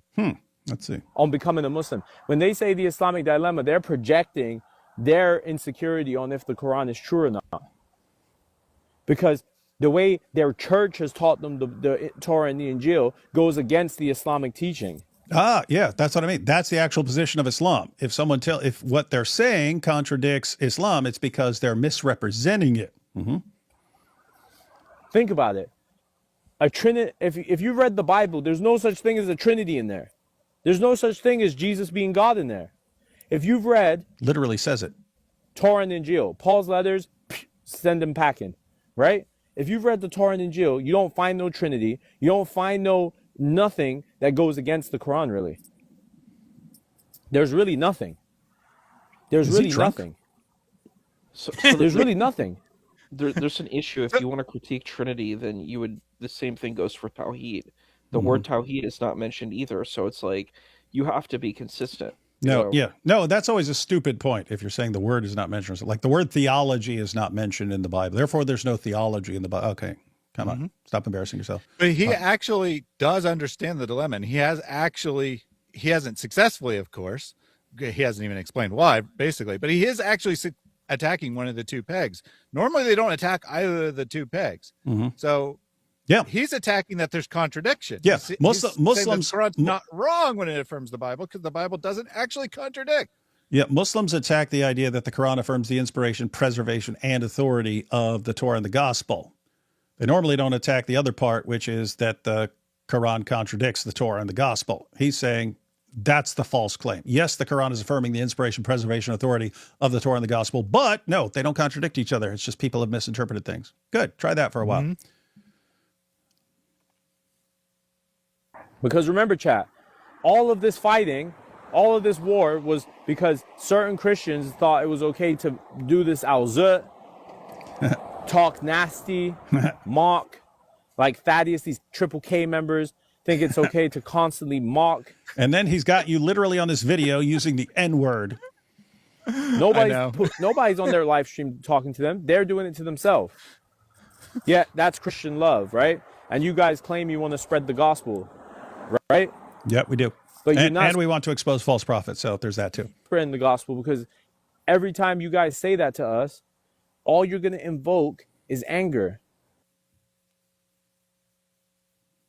So he's back to the Islamic dilemma now. The solution is we need to ask Waraka. Peace. Waraka would have whooped you on the Islamic dilemma, because Waraka obviously thought that there was no dilemma, because he told the prophet that the angel that came to him was the same one as Moses. How would he know what Muhammad saw? Muhammad came back and said, "Hey, this thing choked the crap out of me up in this cave." No, I've actually pointed out before. What did Waraka actually know about Muhammad's revelation? Did he know fight those who do not believe? No. Did he know? Did he know do not take the Jews and Christians for friends? No. Did he know that someone has to be destroyed if they say Jesus is the Son of God? No, he didn't know any of that stuff. He's only familiar with Muhammad's extremely early handful of revelations where Muhammad's promoting monotheism.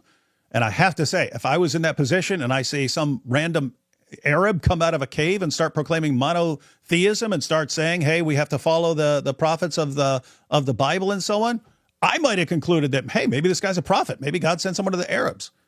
Then later on, when I see him contradicting all the previous prophets, then I'll be like, okay, this guy's a false prophet. But you just can't point to Waraka, man. Waraka only saw some early stuff of Muhammad proclaiming monotheism in a polytheistic environment. Again, I might have, if I were there, I might have said, hey, maybe this guy's a prophet. I don't know. And you're saying, yeah, I mean, Waraka died within a few months of Muhammad getting his first revelation, right? So how did he see the entirety of the Quran and say there's no contradiction here? Well, I mean, very strange position. It's a very difficult situation, I think. I think Muslims have to have humility in general in these conversations, because if you want to condemn and say, well, there's contradictions in the Bible, I mean, if you're a non-Muslim and you see nasikh wa mansukh, those are the verses of abrogation, that's a contradiction. Those are contradictions. Yes, there's a reconciliatory element within your standard Islamic narrative. However, if you're a non-Muslim, you're not going to be persuaded about that. You're like, no, that just sounds like things are just being made up. You're saying here's one thing, this other thing is being canceled out by this other thing. So it's like you have to have integrity, and you have to allow for like the gospel and the Hebrew scriptures to be able to have the same reconciliatory instruments and argumentations. You can't just say, well, for me, I get to just claim whatever I want. But when it's them, I'm going to nitpick it, because you come off very dishonest and disingenuous. That's what I think. All right, we got about 2 minutes. Yeah, his chat also points out that he's not even correct about Islam here, because in Islam, Moses supposedly gets the Torah directly from God. So it wouldn't actually even be a parallel with Muhammad in Islam, not in Christianity or anything else. In Islam, it's not even a parallel. He's like, you see, he said it was the same angel when Moses didn't get his revelation from an angel. All right, let's finish this up. So obviously he felt he was a continuation of the book. He didn't feel like there was he didn't think in his book, hold on, why is it now saying that some other guy is going to show up if in his book it didn't say somebody was going to show up? But God spoke with Moses directly? Yeah. You think every bit of revelation came directly? Are you guys okay?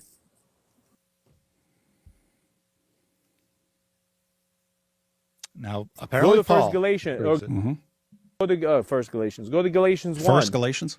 What did when Paul first got on his mission? Where did he go, chat? When Paul first got on his mission, where did he go? Do you guys know? He went to Arabia. He went to Arabia, which generally meant anything south. Why did Paul go to Arabia? Well, this dummy probably thinks it's Saudi Arabia and means Mecca or something. A lot of people say that Paul was he was the Gentile from Isaiah 42. He was the Gentile prophet from Isaiah 42, and he went to Arabia. What the heck is this guy on about? We're just going to let that slide down. What is this here? All right, so these are some screenshots of his chat. Most of these are taken during the Islamic dilemma section. His chat calling him out. So you got one here. The so is this all just run with this, Malik? This all just screenshots here? Yeah, and then we got his final thoughts after these screenshots. All right, so he says, "Lol, Christian's going to run with this. Malik, you talking nonsense." And then word for word conceded the dilemma and isn't aware of it. Yeah. True. Bro's exposing his own religion. You saying things that go against the sunnah right now. Ouch. That's conceding the dilemma, dude. Correct. All right, final thought here. A few seconds left. Y'all Muslims are bozos on this app. Y'all don't deserve any help and energy from me. You don't deserve having a protector who's willing to put himself on the line to help you guys from blasphemers and stuff. Because you guys support these fake ass Dawah guys.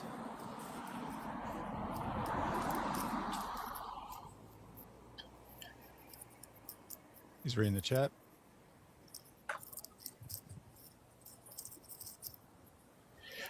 How could David win if I'm just taking a break for Ramadan? What are you talking about? So someone said you're allowing David to win, and that was his. And then he closed the live stream. Yeah, don't stop. That's what I'm saying. Don't stop for Ramadan, man. That was his final thought there. I mean, he did say like tune in tomorrow after that or something, but that was his last thought.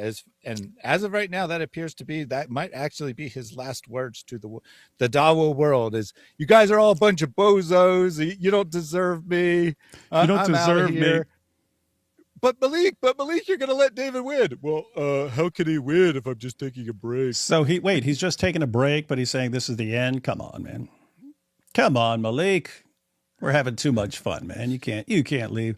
All right, guy, we have to kind of zoom through these super chats real quick because I want to point everyone to Life's video. I officially dubbed the Dawood Al-Zut. Yeah, guys, I'm going to go through these quickly, everyone, because we don't want everyone to fall asleep and not watch my discussion with Life. Malik under pressure gets crushed like an ice crybaby. Yep. Thank you for that. No comment. I guess Malik never heard the saying, never trust a Muslim before. Yeah, I don't know. Even I wouldn't say that. I mean, it depends on the Muslim. I would have trusted Nabil with my life. I would trust Isa with my life. Such a narcissist can't take what he dishes out. Yeah, I know. Big, spoiled hypocrite. Classic Napoleon complex. He is a sad little man. Yeah, he is. Come to Christ, Isa. Jesus loves you. Heard it here. Appreciate you. Thank you. You see, he says, don't tell me that or I'll destroy you. You guys are doing all this to speaking Muslim over a chicken sandwich and him offering to buy the Quran so David does not burn it. Not Christ-like. A chicken sandwich. Malik did what Crusaders couldn't. Malik did what Crusaders couldn't. Islam is fading. Nice. Christianity in its present form must be uprooted from the consciousness of the world. Only then will the kingdom of God be revealed in its purity. See, we've got a rabbi here. What a dork. Malik, please tell me you guys saw Malik go on John's show and cry and lie. Yeah, we actually responded to it. We had John on with us, and we went through, we exposed his lies, and John was already seeing through him. He's like, well, show me that. Show me where David did that, and so on, and he couldn't. So, yep. But you can check out that entire live stream. The guy who found the stuff on Than uses Itachi as a PFP. What's that? Profile picture or something? Yeah, profile picture. Malik thinks da'wah is so weak that they should not ever engage with anyone to convince them of the truth of Islam. In his defense, there is no truth in Islam. Fair point. By the way, is the magic word from Malik. Yeah, he's good at that. I'd give the leak fake info too. You can't be trusted, Malik. Yeah, who wants to give that guy accurate information? I know one by Pastor Toby, and a few have rabbi in their name. They are all idiots, though. Had a guy the other day called Sasuke. Told him anime is haram because of art of human likeness is haram. Malik, only now at the end do you understand. Your feeble skills are no match for the power of the good side. You have paid the price for your lack of vision. That's a good point. I think I was supposed to read that as like Darth Vader or something. Itachi ibn Fugaku al-Uchiha. He's a Muslim, you see. Does sound like a Muslim name. Thaddeus is black because only black people can say that word, and Thaddeus said it, so he's black now. That is correct. As a black man, I give Thaddeus a one-time pass. Okay, Thaddeus, you are lucky, dude, because I was completely disassociating with you, but you got the pass, just like every Mexican commenter gave me a pass on my portrayal of David Segara. David Wood was responsible for 9/11, chat. That sounds like him. Bad info from speaking shows no intent to harm. That's good. That probably explains why Malik stopped doxing. He wasn't sure if the info snaking Muslim gave him was legit and didn't want to look more foolish. Well, it's kind of hard to see how he could possibly look more foolish. I'm so going to miss Malik when he's in prison. Issa, check Tyler Joseph cover of 24 by Switchfoot. I have no idea who any of that is. I'm torn between believing Malik and suspecting he's lying. He just claimed to be in charge. Yeah, it's pretty tough to know what's going on. If you have a bunch of compulsive liars and they're all lying, it's like hard to tell who you can believe about what. Took me less than 1 minute to find sneaking Muslim. Not hard. Malik should go to Afghanistan. I hear they really like TikTokers over there. Yeah, they do. Zut. It just says Zut. Sorry, Issa. Malik calls it like he sees it through the lens of projection. That is true. Life, I didn't know Jesus turned on you. Or are you, because Jesus is the life. Or are you still on good terms with the way and the truth? Yeah, it's a decent one. That's a decent one. Never interrupt your enemy when he's Malik. Yeah. Never stop your enemy when he's Maliking himself. Dr. Maloink is so cute. We need a tutorial, David. That's good. Malik's don't be a Muslim speech. It was pretty epic. It so breaks my heart. Malik is such an honest soul, and at the same time, he's such a massive narcissist. If he can get over himself, he can do much good. That's why I said the only hope is if he actually hits bottom. I did some research, and only about 6% of Catholic priests have charges against them in that area. They'll correct me if I'm wrong. Well, I have to say 6% would be a massively disturbing percentage. I think it's got to be 0.06% or something. No, it's higher than that. I just searched for, I searched AI for it. It said based on the 2004 John Jay report, approximately 4% of the 110,000 U.S. Catholic priests, so this is not worldwide. No, that's not saying 4% did it. It says 4% of the 110,000 U.S. Catholic priests serving between 1950 and 2002 had allegations of abuse made against them. A 2008 church estimate suggested that globally, no more than 1% of priests over a 50-year period were involved in such cases. I have to say, even if you say 1% were involved in allegations globally, that's still a disturbing number. But yeah, it doesn't sound like it's 6% there. And in the chat, Keen Janik in the chat saying he knows speaking personally. Also, she is asking Dawood if he wants to talk to him or her. I'm not interested in digging up dirt on these guys. Why? They're destroying themselves publicly. That's why we don't have to do some of the stuff they're doing. All right, everyone. Just glad everyone can jump in. Thaddeus, want to share your final thoughts here? Well, I'm also going to. This supposedly redirects to Life's video. Is an interview from earlier today. It's going to be premiering, I think.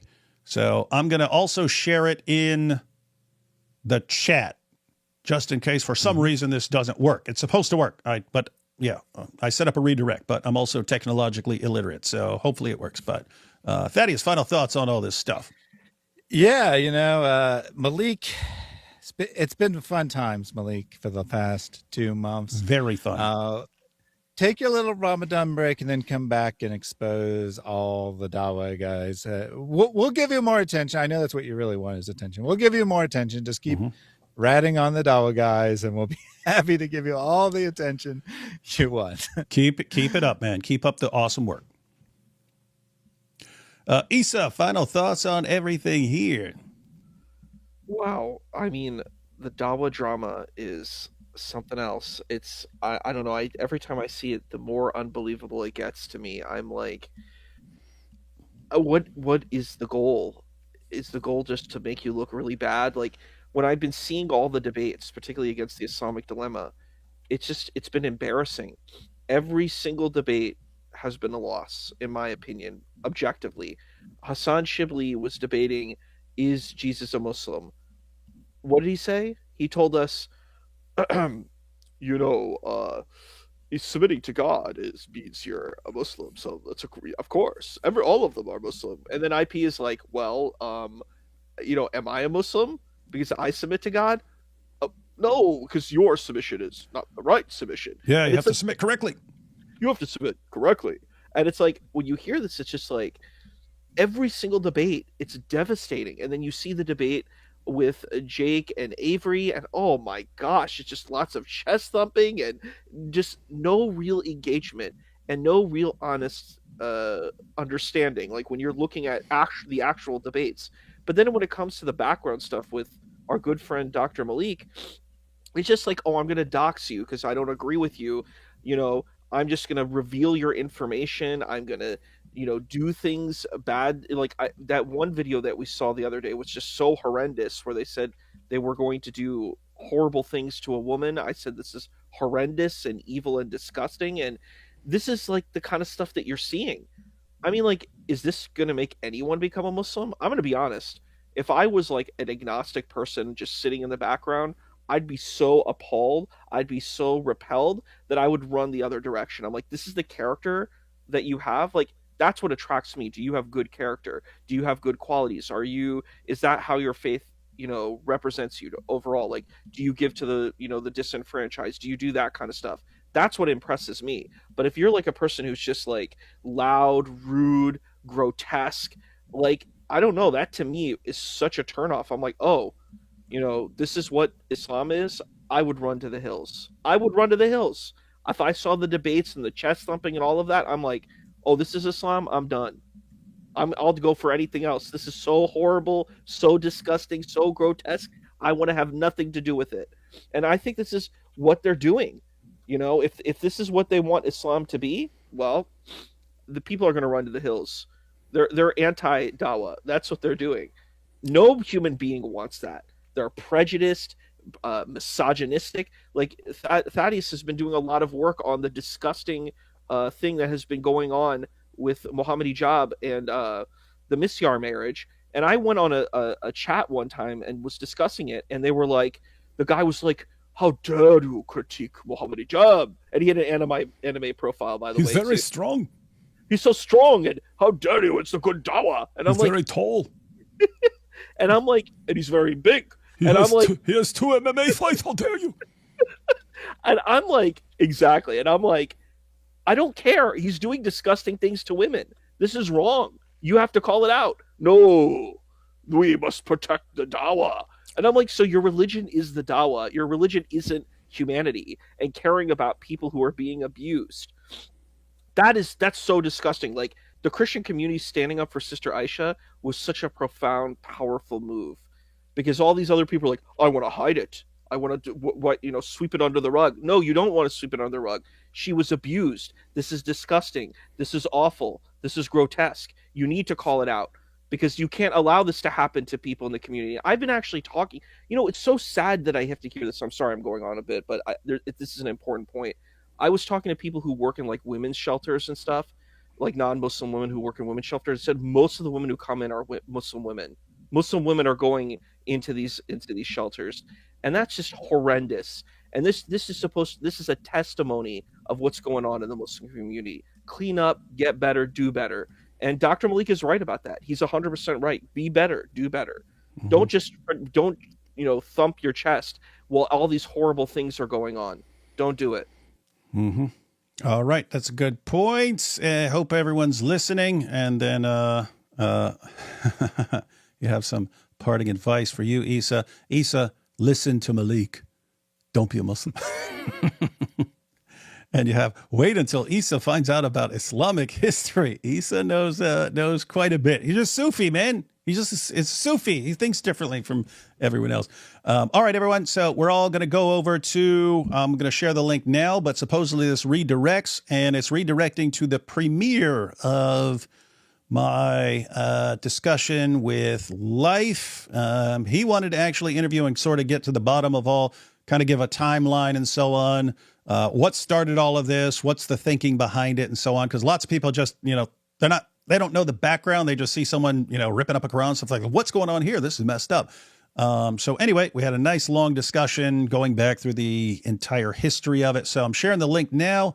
This live stream also redirects. So I don't know exactly how that works. I guess it's just going to, when I stop it, is it just going to turn into the premiere over there? But it premieres in 3 minutes over on Life Rants, So everyone go check that out.